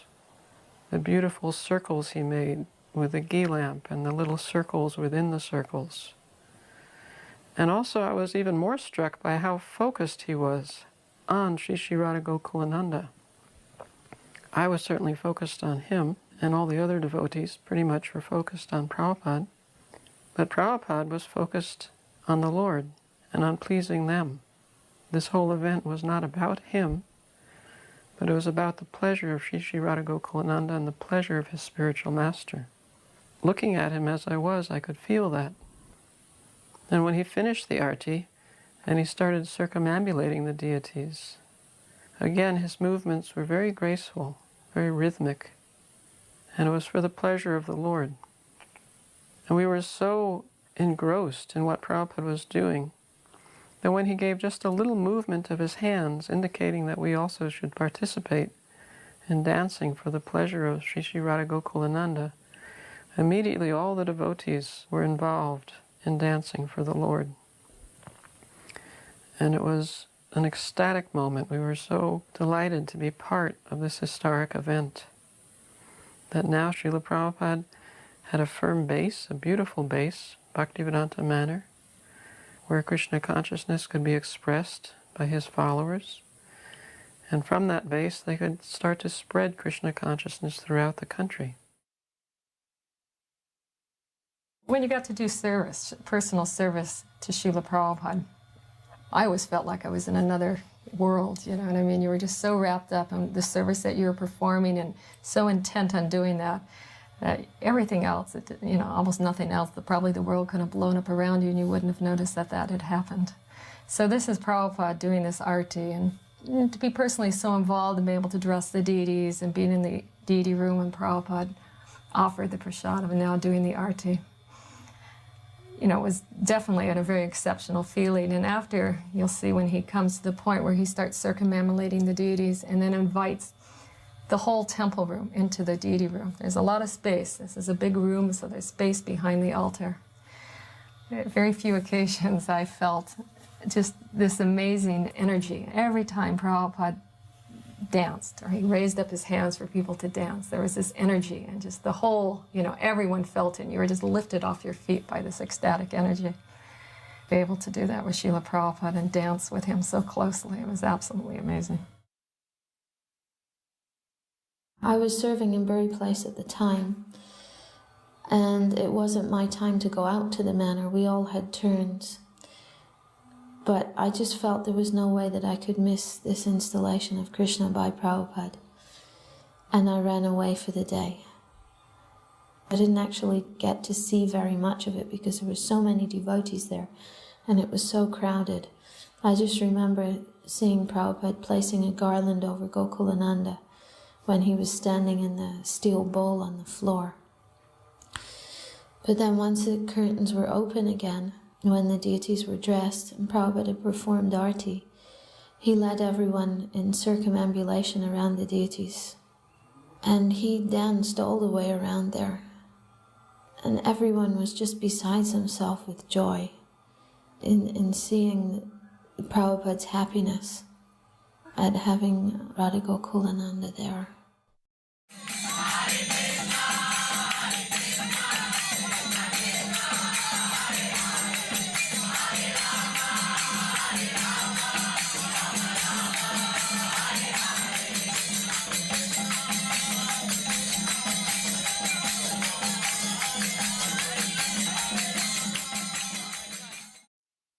After the deities were installed, Prabhupada instructed me that, you know, Krishna has come, now you have to look after him. Still, there was no money at the manor.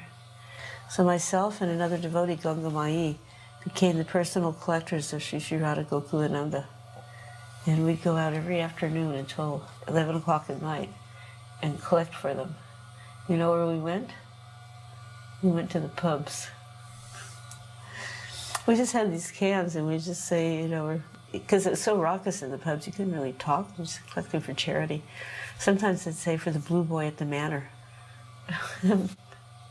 So it's kind of a purification and atonement, and to remember why we were just, you know, doing what we were doing, we would wake up the deities every morning and perform Mangal Arati. And I remember one night, we got in really late and the temple was locked. It was actually locked on purpose because some people were objecting that we were getting this money and it was going directly to the deity fund. Prabhupada told us, he said there had to be a bank account for the deities and that money would only be used for their maintenance and care. So I knew that it really wasn't an accident. The doors were all locked. So Prabhupada saved us. There was one little window by the Vyasa side, small one, but we managed to squeeze through and get in. And it was a very full day because Sam Shinder had invited all these dignitaries. So there are all these people that came in the evening time for Janmashtami. His lecture was energized. He sat down on the Vyasasana and said, "There is another world a spiritual world, beyond this world. And then went on to describe in the most vivid, visceral terms, the universe where Krishna lives, where souls dwell eternally in loving service to God. It was breathtaking. It just whoop, transported us out of the material world in a sentence. There is another world. And we were there. He could do that with a sentence because he was speaking from realization. We were always trying to keep Prabhupada with us as long as possible. We were gluttonous for Prabhupada. Very selfish. So very early on we hit on the idea that if we keep Prabhupada busy talking to famous or influential people, that he'll stay and stay and stay. So we made a long schedule of visits. We scheduled philosophers and clergymen and wherever Prabhupada could get an interesting dialogue with people who we knew would engage Prabhupada's intelligence, where he would really unleash the philosophy of Krishna consciousness. For Arnold Toynbee, we had to go to his home in London for that. I mean, you name it. People from all walks of life would come and engage in a conversation with Prabhupada that would be remarkable. And Prabhupada would talk about it the rest of the day and into the night and bring it up in his lectures the next day, what was discussed at that meeting. And this kept him occupied and kept him very happy there in London. We knew that Srila Prabhupada had some program in London, so he'd driven from the manor, which is about an hour or something. I rushed to the door and Srila Prabhupada's car was just pulling in. I thought, oh my goodness, there's nobody here, just me. I ran out to the street and Srila Prabhupada came from his car and he didn't even wait for the other devotees. He just very merrily started walking towards the temple. So on the footpath itself, I paid my obeisances and I stood up and I said, Jai Srila Prabhupada. And he said, Jai. And when he said Jai, I got the picture of Bhaktisiddhanta in my head. That when I said Prabhupada, he was thinking Prabhupada Bhaktisiddhanta. And I thought, wow. And the humility, I already saw that Srila Prabhupada's humility, especially on his arrival at the manor the very first time, and even from his pictures when I was a Kami, that's the thing that I recognized about him, this supreme humility of a pure devotee. But then when I chanted Jai Prabhupada and he said Jai, then I knew that he wasn't thinking himself as Prabhupada. He was thinking, this is Bhaktisiddhanta. I firmly believe that he took only the title of Prabhupada just to glorify his own spiritual master. This is such a beautiful scene. Srila Prabhupada taking his Vyasa Puja feast in his room. Somehow or other, Vishaka and I were alone with him. She was taking stills and I was filming. In my years of filming Srila Prabhupada, this is one of the most memorable times. He was totally fixed and concentrated on taking prasadam. He seemed to be able to tell the quality of the preparation with his eyes. My mother, father, and grandmother were talking with Prabhupada. It was upstairs in Prabhupada's room, and there were a few other of Prabhupada's disciples there. And I was just playing with some string in the back. I must have been about 7 or 8. My father had been talking with Prabhupada, and then my father called me. The next thing I remember is that one of the disciples said, Prabhupada, should we train him up for initiation? And he said, no, he is our brother's shishya. He is our brother's shishya. Then my father spoke some more things to him. And the next I remember Prabhupada saying, he said that this boy will spread Vaishnavism throughout the world, for which he has my full blessings. He was sitting cross-legged and he actually put his foot flush on my head. I just felt really happy that Prabhupada had put his foot on my head.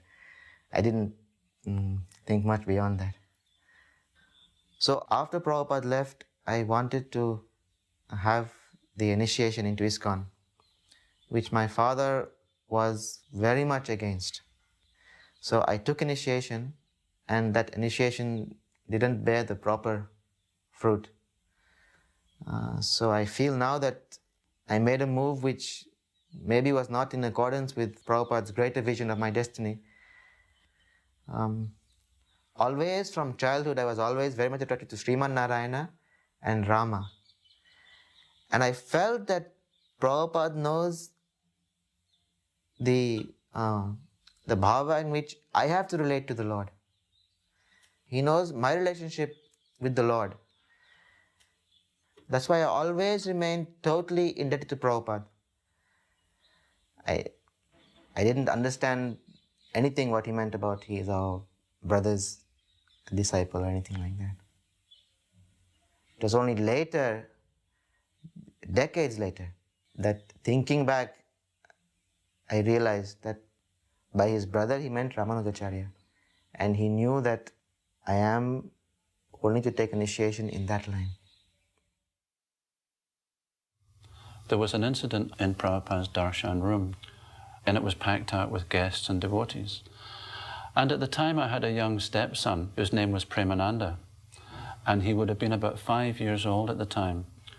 And there we were in Prabhupada's darshan room with Prabhupada addressing his audience, and the door opened, and Premananda's head poked round the door, a little shaved head, and his mother had dressed him as a sannyasi with a danda. And Prabhupada's eyes opened up wide, and he stopped what he was saying, and his focus totally went onto this little boy standing at the door with his danda, and he went, "Ah, Maharaj, come." The room was packed out, so Premananda literally had to climb over people. You know, it was like an ocean of waves, you know, and he just climbed literally over all these people and sat before Prabhupada's table. And Prabhupada just beamed at Premananda and offered him a sweet from his plate. He said, "Jai Maharaj," he said, "you stay." And of course, Premananda sat there, and it was an incredible sight to see. Now, the interesting part came the next morning, and Prabhupada was out for his morning walk. And Premananda was downstairs, which is now in the prasadam room downstairs, big room. And he was still dressed in his sannyasi outfit. And he still had his danda. Now this time he was messing around with his friends. And they were fighting and squabbling, and he had his danda, and he was hitting them over the head with the danda, and he was really causing a big ruckus. And suddenly, there was Prabhupada at the door. He'd returned from his walk with the disciples. And Prabhupada's face was grave as anything. He immediately looked over and saw what was going on, and he turned to one of the disciples and he said, "Where is the Father?" And I was also in the room. So I came over to Prabhupada, and he very gravely looked at me, and I could feel the gravity of the situation. And he said, "He mustn't dress like this anymore." He said, "Sannyas is very serious business." And that was that. So I felt quite chastised because that was my responsibility, but also I experienced how I had already, as a young brahmachari, I was, you know, thinking ahead about sannyas, you see. As though, well, I've been around for a couple of years now. It's about time I was thinking about taking sannyas. I was already thinking the young brahmachari thoughts, you know. But I think that really nailed that one, because in that moment, I realized for myself how serious those were Prabhupada's words. Sannyas is very serious business. These were some of the most enjoyable walks in all of my time with Prabhupada, was walking through these wheat fields around the manor. Prabhupada would discuss everything from the natural things we would observe along the way, right up to the person he talked with the day before. This was the culmination of his spiritual master's directive to him that he should start Krishna conscious centers all over the world, but in particular London. Bhaktisiddhanta dispatched some devotees to London who tried to do something. So there was a history of emphasis on London. He was very much appreciative of what the Grihastas were doing in London and used that as a model. He thought that the Grihastas should be the managers of these centers and the activities of centers, the money, and I suppose some of that came from observing what we did in London. Prabhupada was appreciative of everyone's devotion, whatever it was, whether you were a brahmachari or a sannyasi or a grihasta. He was very much thankful to his devotees for their service.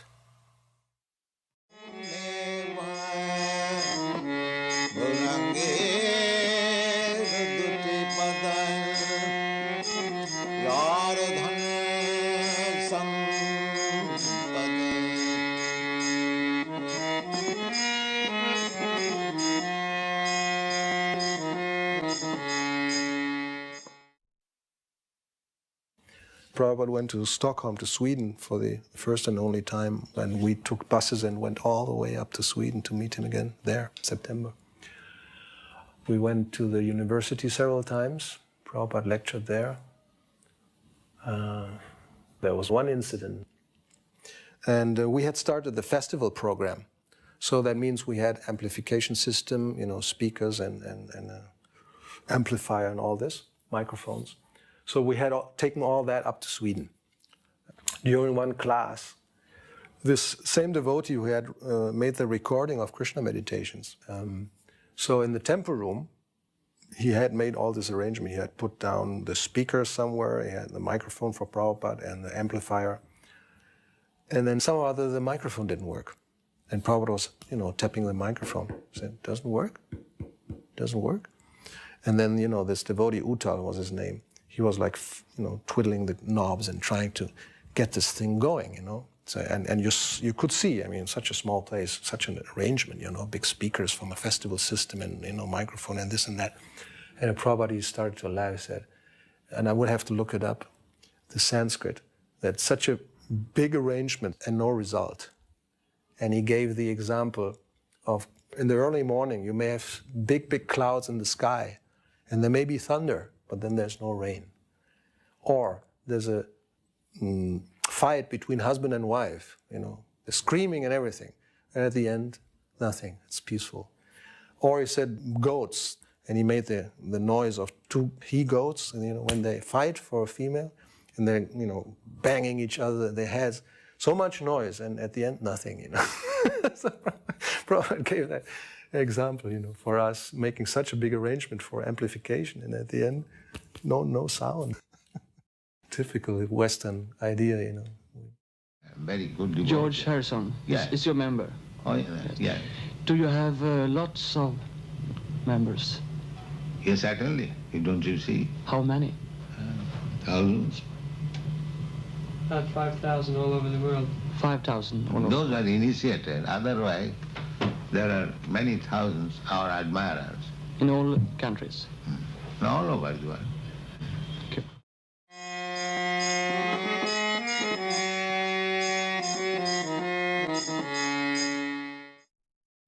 After the first meeting of Srila Prabhupada in 1970, then Srila Prabhupada started giving many instructions. And since I was still a PhD student at the University of California at Irvine, whenever Prabhupada came to New Dwarka, Los Angeles, I used to come and have darshan of Srila Prabhupada regularly. And the main program was to join Srila Prabhupada in the morning walk. And that morning walk was a very animated discussion, and basically about the role of scientists in the modern world and how to give them some principles of Krishna consciousness. We could hear the Bhagavatam class in our individual apartments through an intercom, and so we knew when it was time to rush into the temple to bring our kids up for cookies. Prabhupada once said that if you want to make a friend, you give him a cookie. There was a whole assembly of kids in the Los Angeles temple in the old temple room. And my son, Bhaktarupa, wanted some kartals that Chandrasekhar was playing. And he was a whole lot bigger than my son. So he tried to grab for the kartals, and when he couldn't get them away, he started to cry. Prabhupada leaned over with his kartals and handed me the kartals, and then he kind of nodded for me to give them to Bhaktarupa, which I did. And Bhaktarupa stopped crying, and he just stared at Prabhupada, and he kind of froze. Prabhupada smiled, and he began to play them, and everybody was happy. It was the greatest satisfaction as a mother to have your child, your son, be blessed by the spiritual master. It was unparalleled. Most of the kids are really small. So my son began to pick up the kids, the little ones, because see, you can see they're having a hard time. Some of them can't quite get the cookie and whatnot. This is the morning where Prabhupada did not give Raghunath a cookie. Usually after Raghunath would hold the little child out to get the cookie, then Prabhupada would give him one.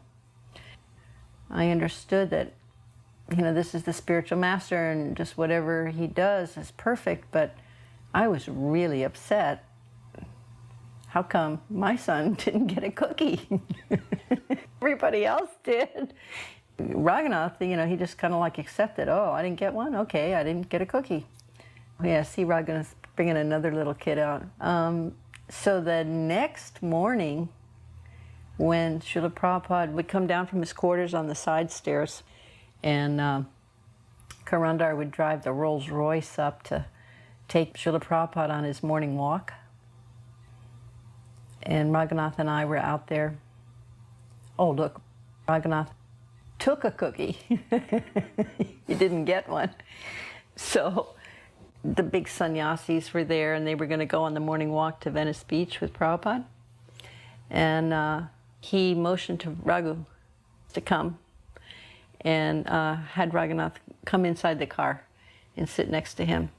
And for the next 2 or 3 mornings, he took Raghu on the morning walk with him. And so I thought, Raghu didn't get a cookie, but Raghu got to go on the morning walk. So the pure devotee always does wonderful things. I mean, there was a little bit of a push and a shove, you know, to get near his company, but I was determined to stand in that spot, and I didn't want to fall asleep during his classes. So that's one of the reasons I stood. And I used to meditate on how in his hands playing the kartals, and I would sing right into his right ear. And on one occasion, I was chanting, and I was thinking to myself that really I don't know the significance of what I'm chanting, but I know that it gives a lot of pleasure to Prabhupada.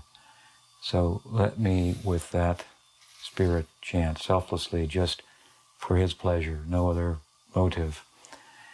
And traditionally, after the class, there would be a short kirtan. And so there would generally be some vying for the microphone and who was going to lead.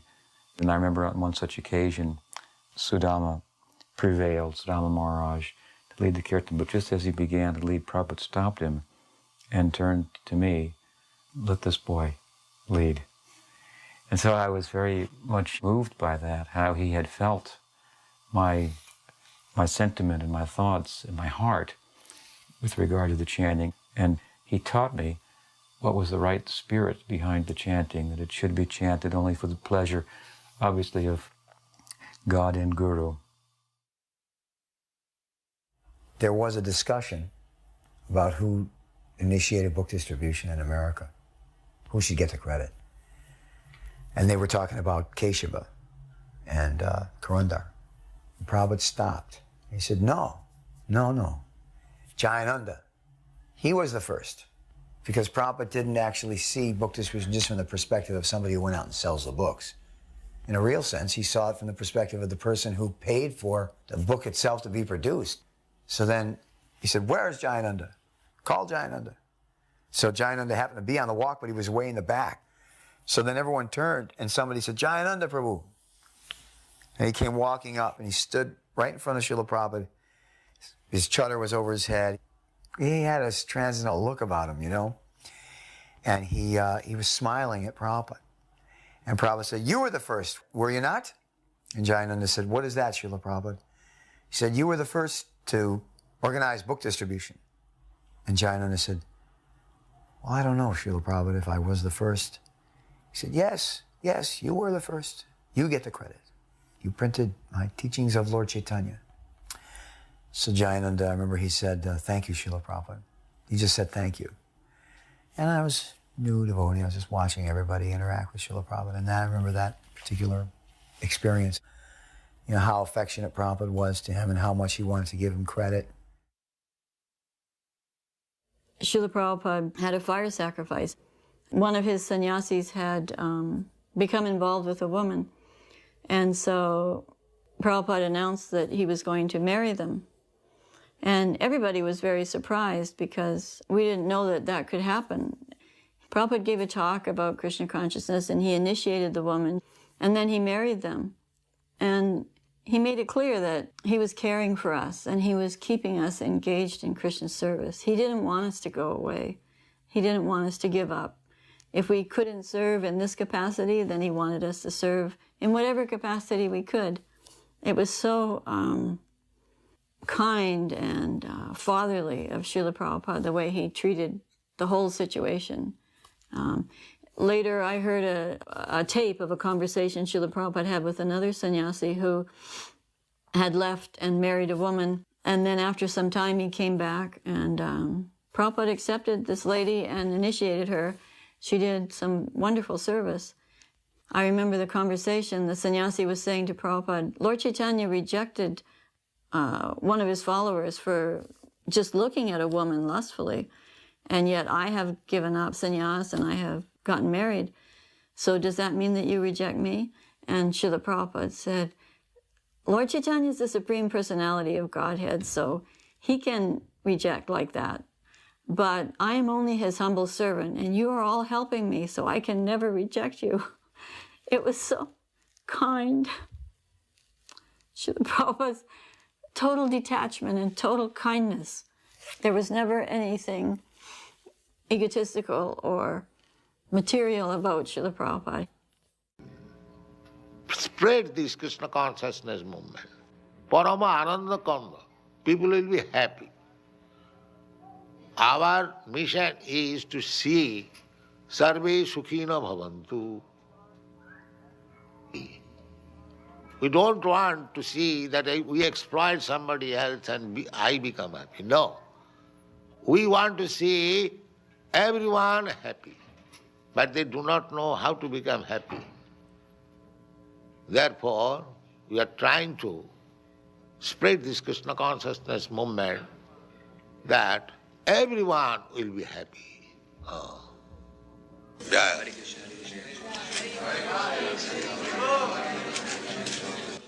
Swaha, Swaha, Swaha.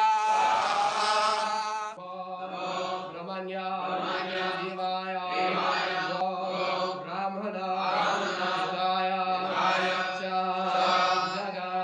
Jagadaya, Krishnaya, Govindaya, Namaha. Krishna is Go Brahmani. He takes care of the cows and the Brahmanas. In other words, in a human society, if there is no protection of the Brahmana and cow, then it is demonic society. Therefore it is said, Go Brahmana Hidaya. The Brahminical culture must be maintained. Hare Hare Hare Hare Hare Rama Hare Hare Rama Rama Rama Hare Hare Hare. Jai Srila Prabhupada.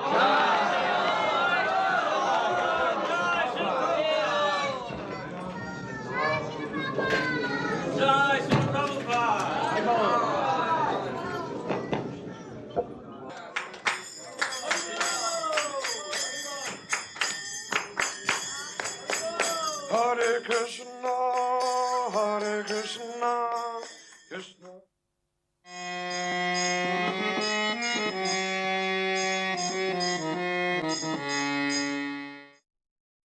He seemed very happy to just be in Mayapur, which at the time it was almost in the middle of nowhere. You know, it wasn't like Vrindavan, you know. We go up and down the road. There was lots of activity, but here it was just very peaceful, and Prabhupada really enjoyed it. Sometimes, like in the afternoon or the morning, he would just go out with his beads, walk around on the veranda and just look out. And that's, you know, just like here, you just see expanses of just beautiful fields, nice, peaceful, flat. And he would just walk around and chant.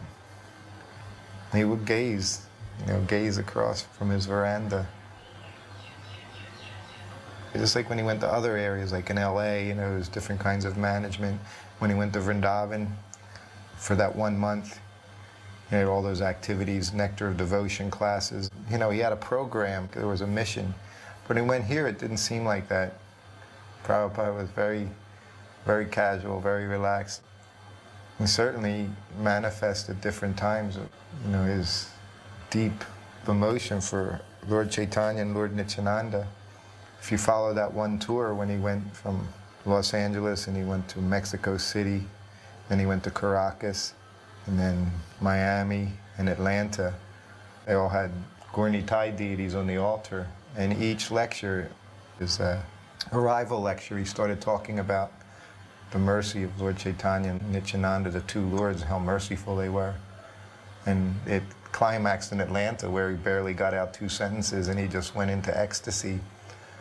So he definitely had this incredible mood, and love for Lord Chaitanya and Lord Nityananda and everything that they had done, you know, that he had seen them accomplish through his efforts. I was also here in Mayapur for the opening of the Mayapur Chandradoya Mandir, the Lotus building, when Radha Madhava were invited to their new building. Well, it must have been about 1,000 devotees. It was really packed with devotees. So Srila Prabhupada arrived in the evening, and then on the next morning, we had Mongol Artik. And it was like the first big Mongol Artik with Srila Prabhupada in the Lotus building for that festival. So that Mongol Artik was absolutely tumultuous. From where I was, I looked around and nobody's feet were touching the ground. It was almost like everyone was on the ceilings. Everyone was dancing, and they were like jumping, really jumping. So much so that most of the time in the kirtan, you only saw them in the air. And the sound was absolutely tumultuous. It was so ecstatic. Very special kirtan, and it was led by His Holiness Tamal Krishna Maharaj. So after the kirtan, Tamal Krishna Maharaj went up to Prabhupada's room and spoke with him. And then Prabhupada immediately said to him, he said, if you all keep chanting like this, then Srila Bhaktivinoda Thakur himself will personally come here and take you all back to Godhead.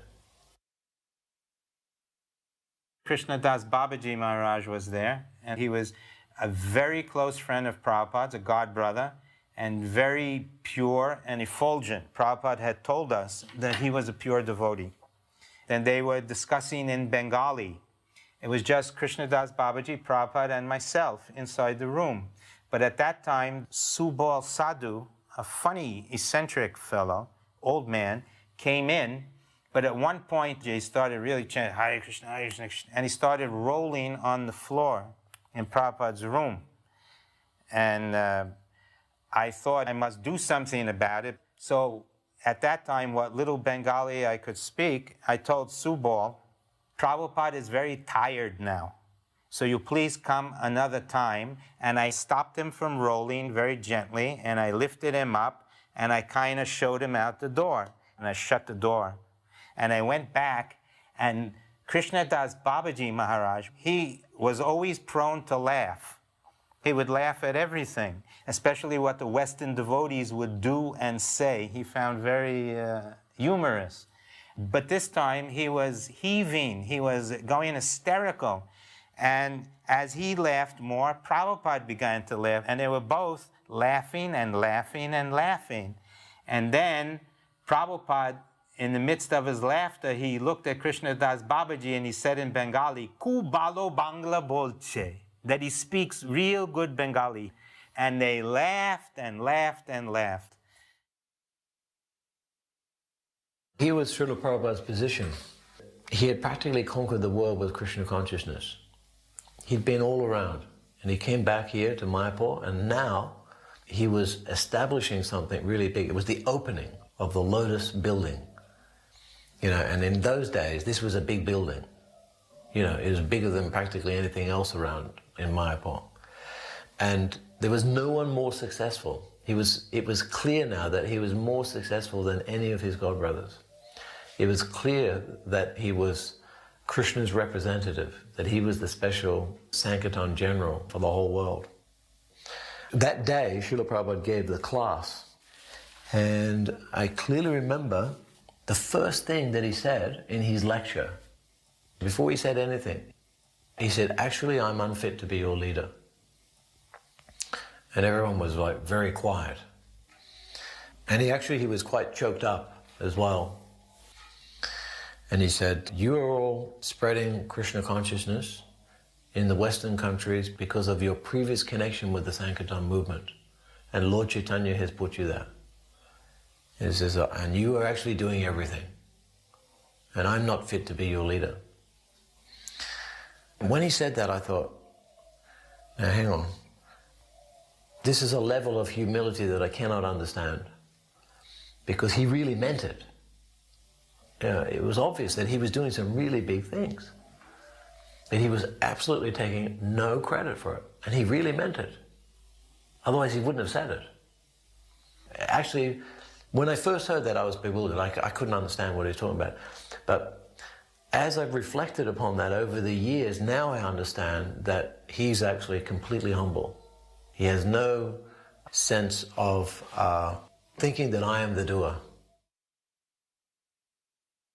Prabhupada said, you should distribute prasad, let people know that we're giving out prasad. And the first time, this was 72, Prabhupada used to cook it, and we put it in buckets, and people came with their little bowls, and we had leaf plates. And Prabhupada watched through his window, because it was right below his window. I said, yes, this is very good, prasadam distribution.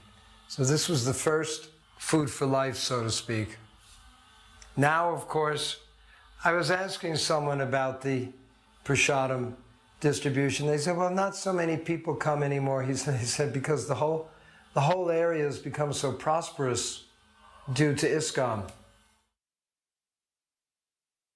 Prabhupada invited all of his godbrothers from the surrounding maths to come and have sort of a group get together. The different Gaudiya Math leaders and many of their disciples also came. And of course, for a long time, they were sitting in Prabhupada's room, talking and laughing and speaking in Bengali, which we couldn't understand. But then later on, he brought them all out onto the veranda and had them all sit down and gave them all leaf plates, and he had his devotees serving them prasad. And Prabhupada was personally directing the serving. And I was standing way down at the other end of the building just looking at this. And I was just thinking, wow, that looks so nice, that prasadam. I was thinking, in India we never have the Sunday feast. In Dallas we had Sunday feasts every week, so even if you're austere all week, you had the Sunday feast to look forward to. And just at that moment, Prabhupada turned around and he motioned to me, come here. And I thought, probably wants me to help serve. And so I walked over, I said, yes, Prabhupada, how can I serve you? And he said, sit down. And I, shook my head. I thought, I didn't hear this right, but he said it again, sit down. And I sat down, and Prabhupada said, give him a plate, serve him some sabji, give him puri, give him sweet rice. Just like that, he was directing all the serving, and he was going up and down, and as he was serving his godbrothers and their disciples, he was serving me also. I couldn't believe it. I was in ecstasy. eating, prasad served by my own guru. And it was really, really good. But at the same time, I was so embarrassed taking service from my guru. At one point, Prabhupada said, would you like more puri? And I was too embarrassed to say yes. I said, no, that's okay. But Prabhupada knew my heart, so he said, give him more puri. So, like that. That was one of the most incredible experiences of my entire life. It says volumes about the relationship of the guru and the disciple. How the guru is, he's so exalted, but he's willing to serve his disciples at any moment. On Gaur Purnima morning, we went to the Ganges. And in those days, in '74, the Ganges was a long way away from the temple. It was a good 15-minute walk to the Ganges. So we were down there shaving our heads, and then we were going to take bath. And I remember that the devotee who was shaving my head was with this dull blade, and my head was getting cut, and so many things. And then Srila Prabhupada transcendentally came down with the sannyasis to the banks of the Ganga. He squatted down, took 3 drops of water on his head, and said, that's the same as taking a bath.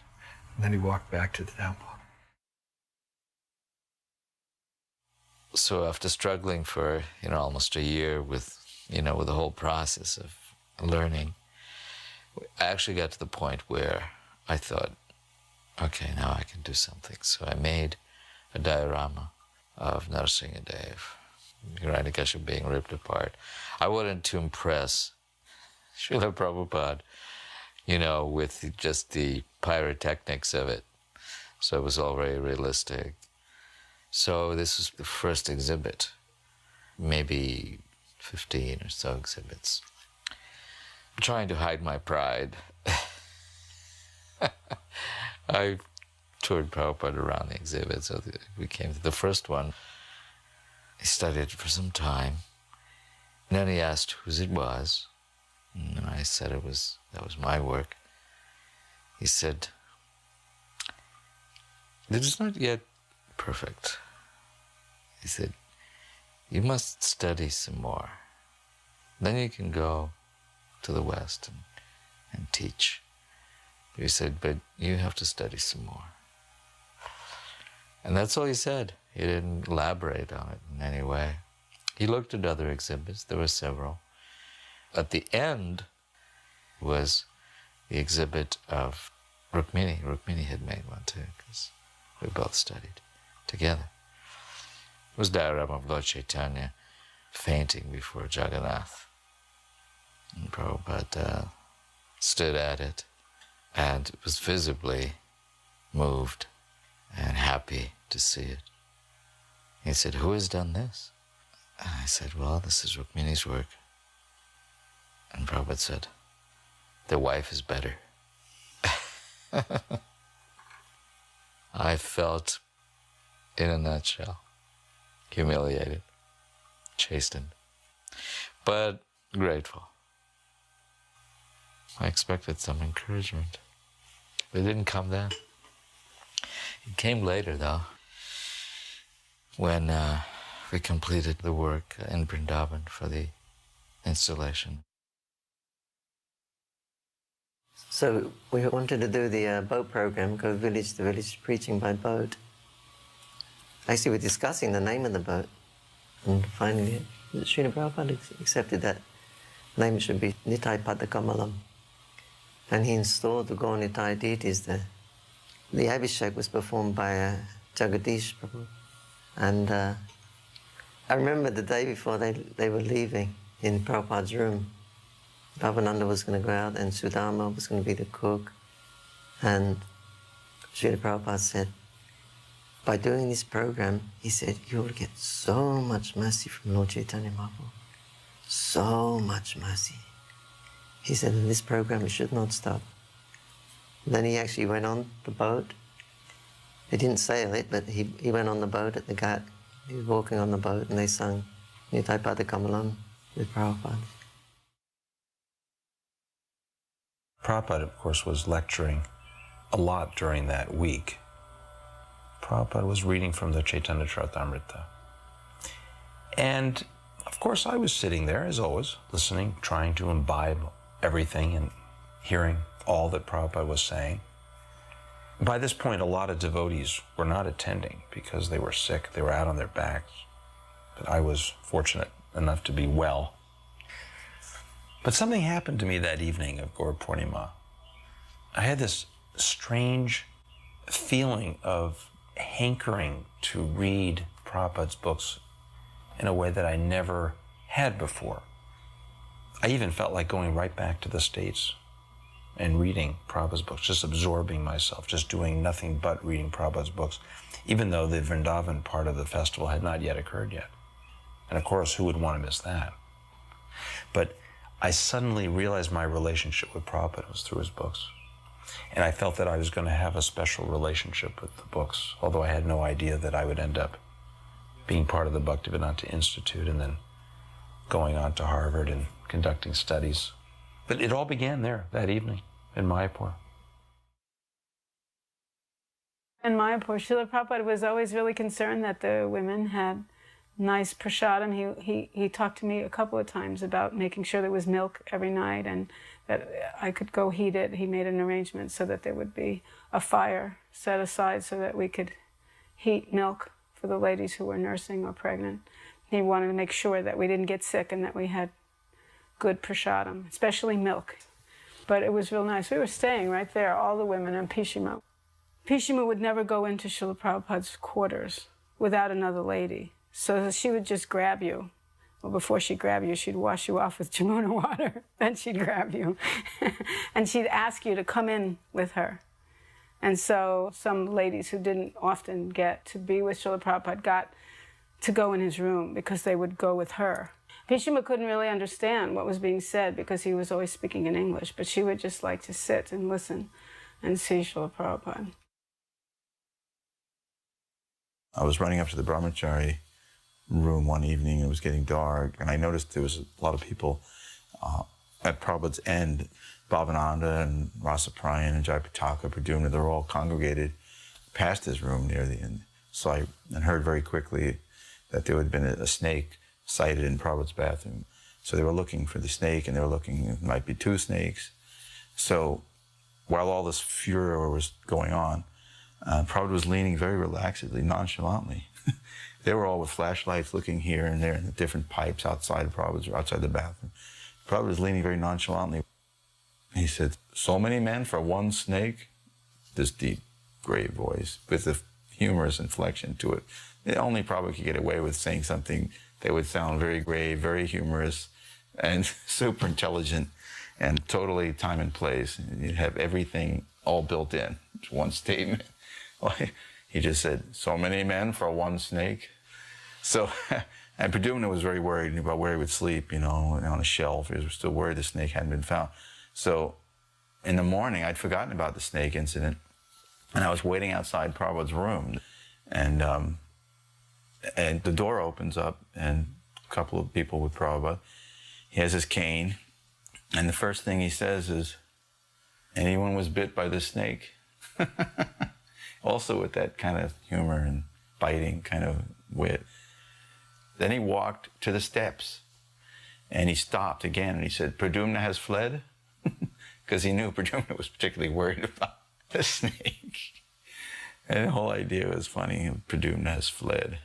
And in the class, it was one of Kunti's prayers. Maybe it was Manye Tvam Kalam, that Krishna's time. Prabhupada gave the example. He said, "So we think we're very safe in our marble, 4-story marble building, but the snake is there, and the snake is death." It's an example of how Prabhupada would utilize everything for his preaching. The snake is death. We think we're very safe. He was in his room, and all the leading devotees were there. It was really silent. It got pretty heavy then. The Prabhupada was just looking around at everyone, and he wasn't saying anything.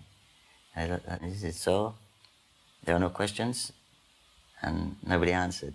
It got even more heavy. The Prabhupada said, "Why there are no questions?" It got even more intense. "It is the disciple's duty to question the spiritual master. Why there are no questions?" Then somebody said, "Srila Prabhupada, in Srimad Bhagavatam, such a person said, 'This is this right?'" He said, "Fool! It says in the Bhagavatam, and you ask me if it's right. What kind of question is this? Then it got even more intense. And then Hridayananda Maharaj asked the pertinent question, and I broke the ice. He was walking down an aisleway back to the Vyasa sign to give Bhagavatam class. Everyone was down, prostrated, offering our obeisances. And I remember when Prabhupada walked by, I reached to touch his feet as everyone else was doing.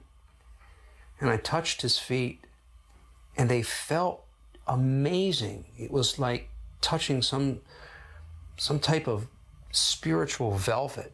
It was the most amazing feeling.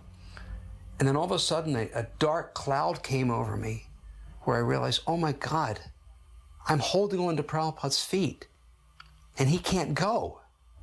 And I was petrified at what I had just done. And then I lifted up my head from down at the floor, and I looked up at Prabhupada, and he was just smiling at me. And it was like the sun had risen after a dark monsoon rain. And it was just brilliant, and it seemed like everything was bright and happy. And I released my hands from Prabhupada's feet, and he smiled and just continued walking back to the Vyasa sign.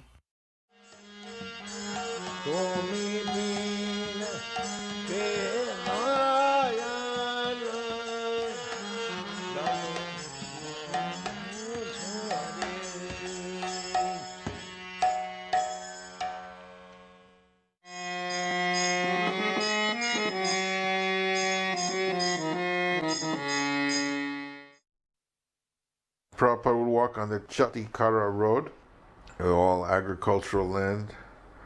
One morning, this one sadhu, he was wearing saffron. He greeted Prabhupada. And then the next morning, again, he was there. You know, he would do this every day, and then he started following us. Then each day he would come closer and closer to Prabhupada so that he could hear. And then one day he said something to Prabhupada, and Prabhupada replied him. And then each day he would come and they would talk more and more. Then at the end of the walk, when Prabhupada would go in the temple, he would go on his way. But then one morning, then he came in, did the morning program. And then one morning, Prabhupada would go into his house before coming to the temple. And then he came in, Prabhupada invited him. And then Prabhupada told me, all right, he's joining, you know, prepare him, give him a room, whatever facilities. And he was Gaur Govinda. That's how he joined, Gaur Govinda Swami. And Prabhupada initiated him, gave him sannyas, everything. But he was living in Vrindavan as a sadhu, as a renunciate. And just by seeing Prabhupada on the morning walk, each day, more and more he became drawn in. And then he surrendered. So Prabhupada was making devotees just by going on the morning walk. I remember one lecture in Fogel Ashram, Prabhupada was saying, so my devotees, you know, you are so many and you have spent each so much money to come here.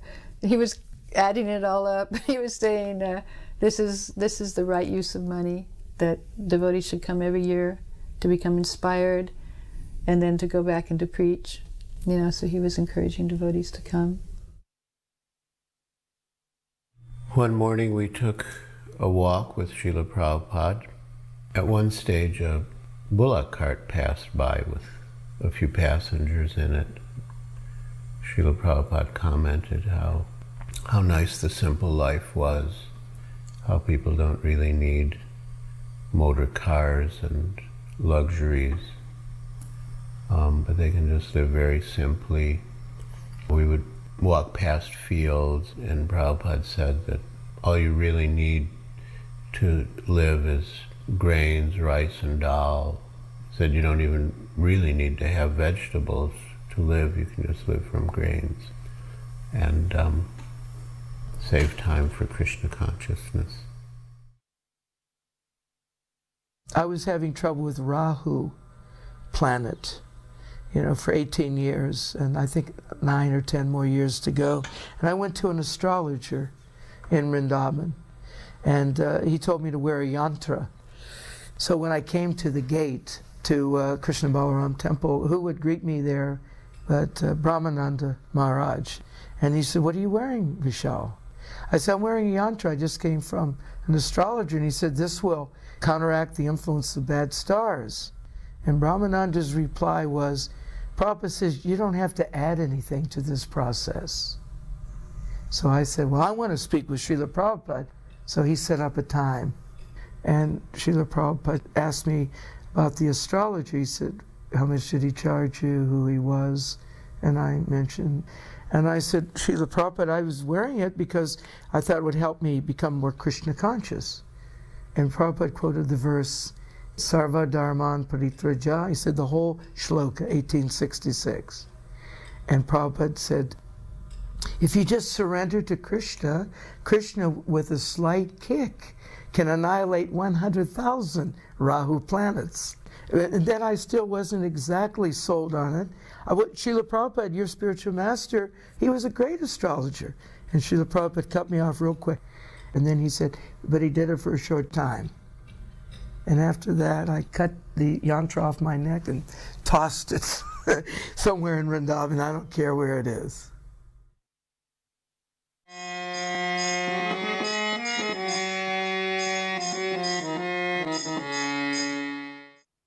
A young man from the second channel of the German television visited our temple, which was in the very heart of Berlin. He came in and told us that he wanted to make a documentary about the Krishna conscious movement. At that time, our temple president was Shivananda Das, an American devotee who had been sent to Europe by Srila Prabhupada, who was very enthusiastic and very kind, but he did not speak German yet. So, since I was a talkative fellow, he asked me to please take care of this documentary making together with the film crew. Aktivitäten ausführe. Im Krishna-Tempel ist die wichtigste Aktivität, unserem geistigen Meister zufriedenzustellen. Und das können wir dadurch machen, dass wir diese Krishna-Bewusstsein verbreiten und allen Menschen die Botschaft von Krishna-Bewusstsein bringen. This is the Kudamm, the heart of Berlin. It's like the top road. And we were only 6 blocks away from the hotspot of Berlin. So we used to walk to Sankirtan. And then I bought a megaphone somewhere in a second-hand shop. You saw me using that. Actually, what I did in those days, I looked up the newspapers and what was the daily headline. I would just talk about that headline, and as you see, practically hundreds of people stay and listen, no? And the devotees would go out and sell the books to them. So it was very entertaining, and of course we interrupted with singing and dancing all the time. It was a beautiful style of Sankirtan. I mean, if you look at that, this straightforward, honest going and singing there in dhotis, speaking to the public and giving out Prabhupada's books like Easy Journey to Other Planets, it was absolutely spectacular. Of course, I was speaking to the people like people usually do after a little Harinam, and to invite people over to our temple. And you can see in the pictures the temple was lively. Many, many new faces were there all the time. And we were very, very happy. You could say the temple present was very good, the prasadam was very good. We were very satisfied. The temple was right off Kurfürstendamm, 153. So we were right in the heart of the city there. I mean, you walk down the street and you had all the nightclubs and theaters and restaurants. So we were right smack dab in the middle of Kali Yuga. Our little temple, the storefront, was right next to a restaurant. And during Mangal Arati, we could hear them, clinking glasses, drinking, and smell what they're eating. And it was quite abominable. And across the way, there was like a nightclub or something, and they had speakers outside on the roof, and When we went to sleep at 9 o'clock at night, they would turn the speakers on, full blast. And then, you know, when we get up in the morning, well, they were just kind of ending their hoopla. So it was quite interesting. A lot of bikers were there. It was a pretty crazy scene to be right in the middle of that. But yet it afforded us to do a lot of preaching and book distribution. And we knew that this was very pleasing to Prabhupada. It was so blissful. It was so blissful. One time we were taking a walk and Prabhupada said, the Germans are the most intelligent amongst the Europeans, and they're also the most materially attached. Prabhupada was very much desirous of having his books presented to the German people because they were intelligent people, and he felt that if we presented his books properly and very nicely, that the German people would be affected by that. When we got there, of course, there wasn't anything in German. As a matter of fact, Srila Prabhupada at the beginning told us to go and get jobs. This was around 69 or 70. So I got a job, and Krishna Das got a job. Of course, Krishna Das was going there also to learn the goldsmithing trade. I got a job working for the Botanical Garden in Hamburg. The early book publication started when Jai Govinda got there. Jai Govinda was in India with Achyutananda, and then Prabhupada had instructed him to come to Germany to do that. And so he came, and they got a press, and then we started a magazine, Back to Godhead magazine. We called it Zurück zur Gottheit. And from there, the Bhagavad Gita in German came out, and Hantaduta had it printed on Bible paper, and Prabhupada was very pleased with that edition. Here's our altar. We didn't have deities then, at least not here. They had small Radha Krishna deities in another part of Germany. Oh, this is the washing. We used to wash everything by hand. We heard told this is how Prabhupada washed his clothes, by foot. And that's me making vases.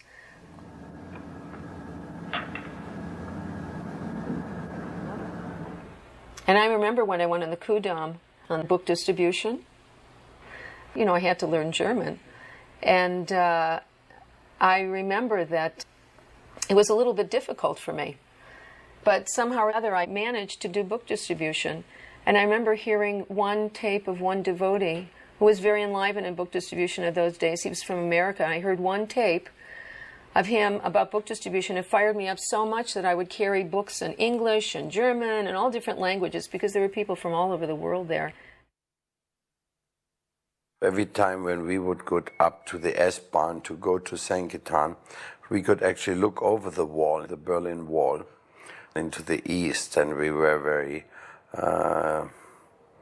having mixed feeling because that time Berlin was like an island within the east, and so you have compassion. You feel, oh, these people on the other side cannot get Krishna consciousness. So we were always thinking from the very beginning how to move onwards and also reach out to East Germany. You know, Prabhupada's spirit was with us.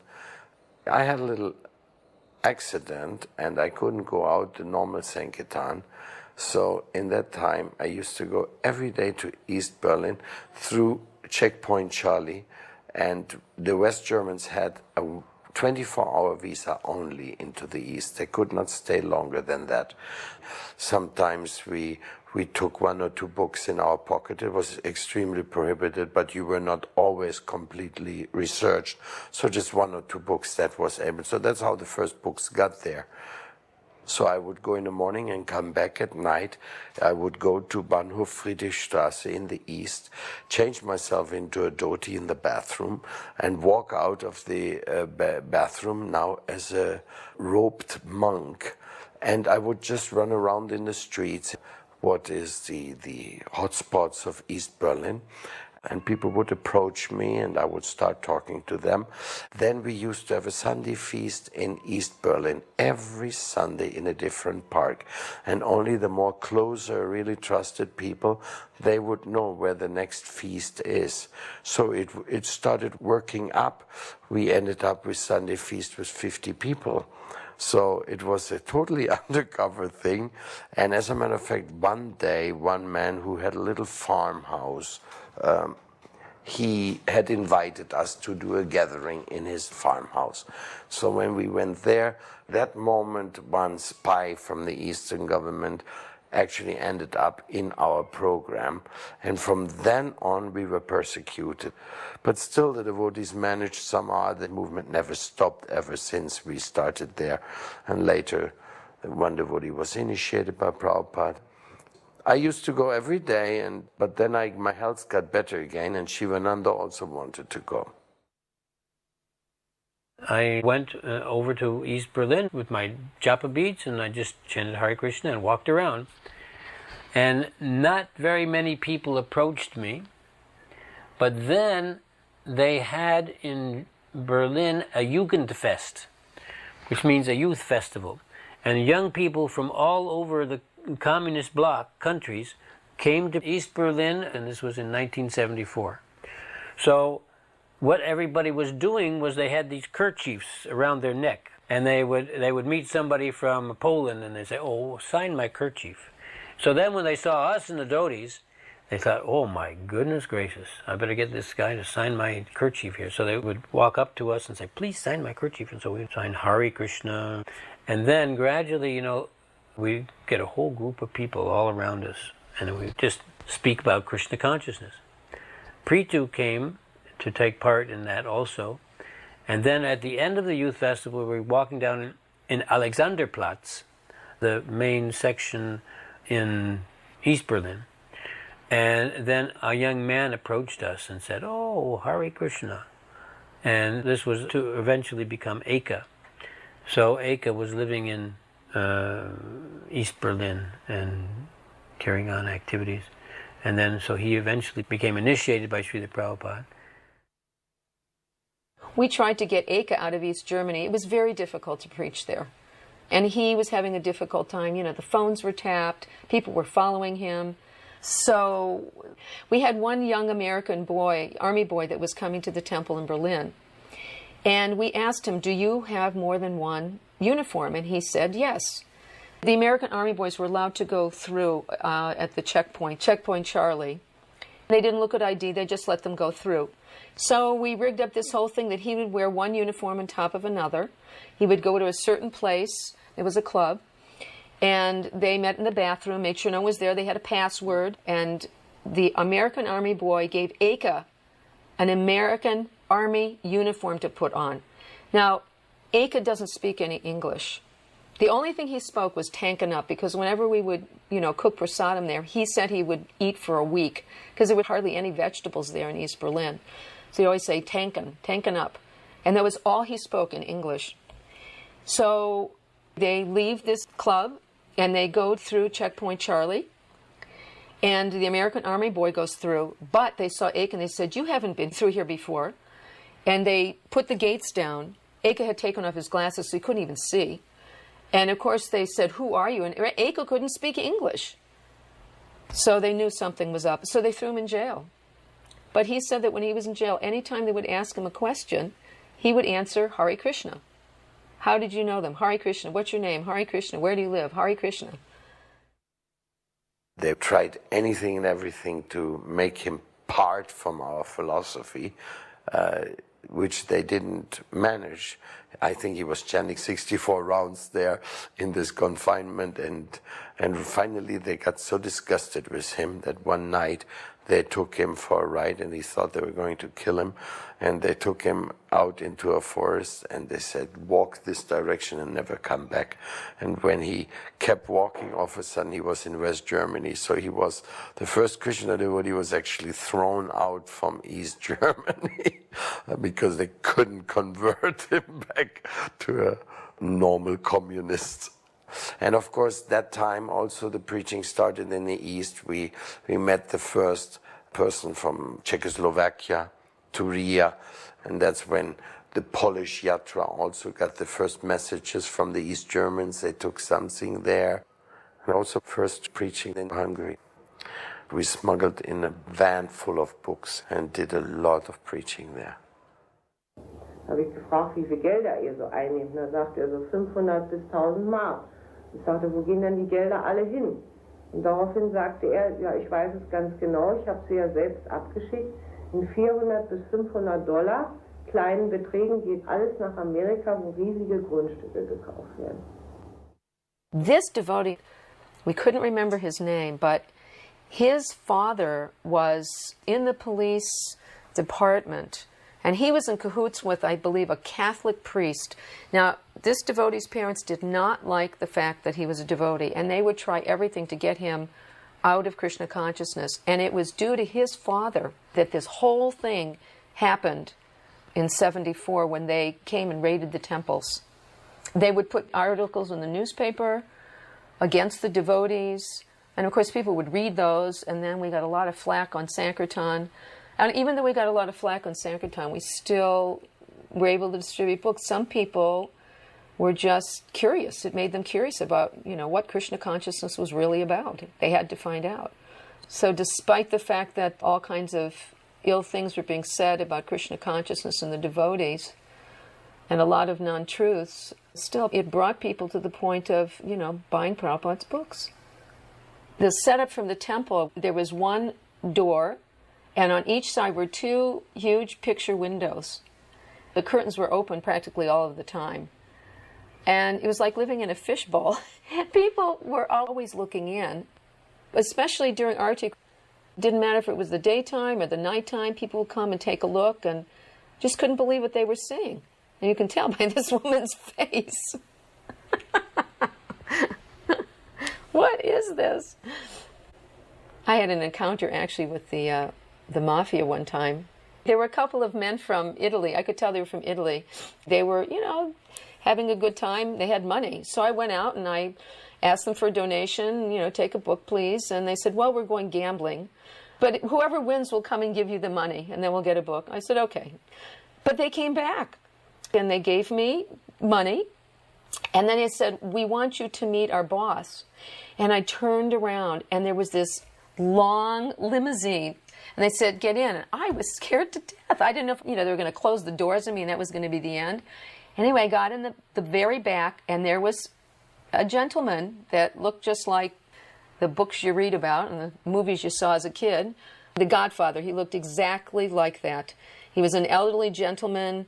I was scared, but he couldn't speak English. So here's the young man who had been at the window. He brought me in. We were sitting in the limousine, and I'm trying to convince this man to take a Bhagavad Gita, a German Bhagavad Gita, an Italian-speaking man, and I'm speaking English.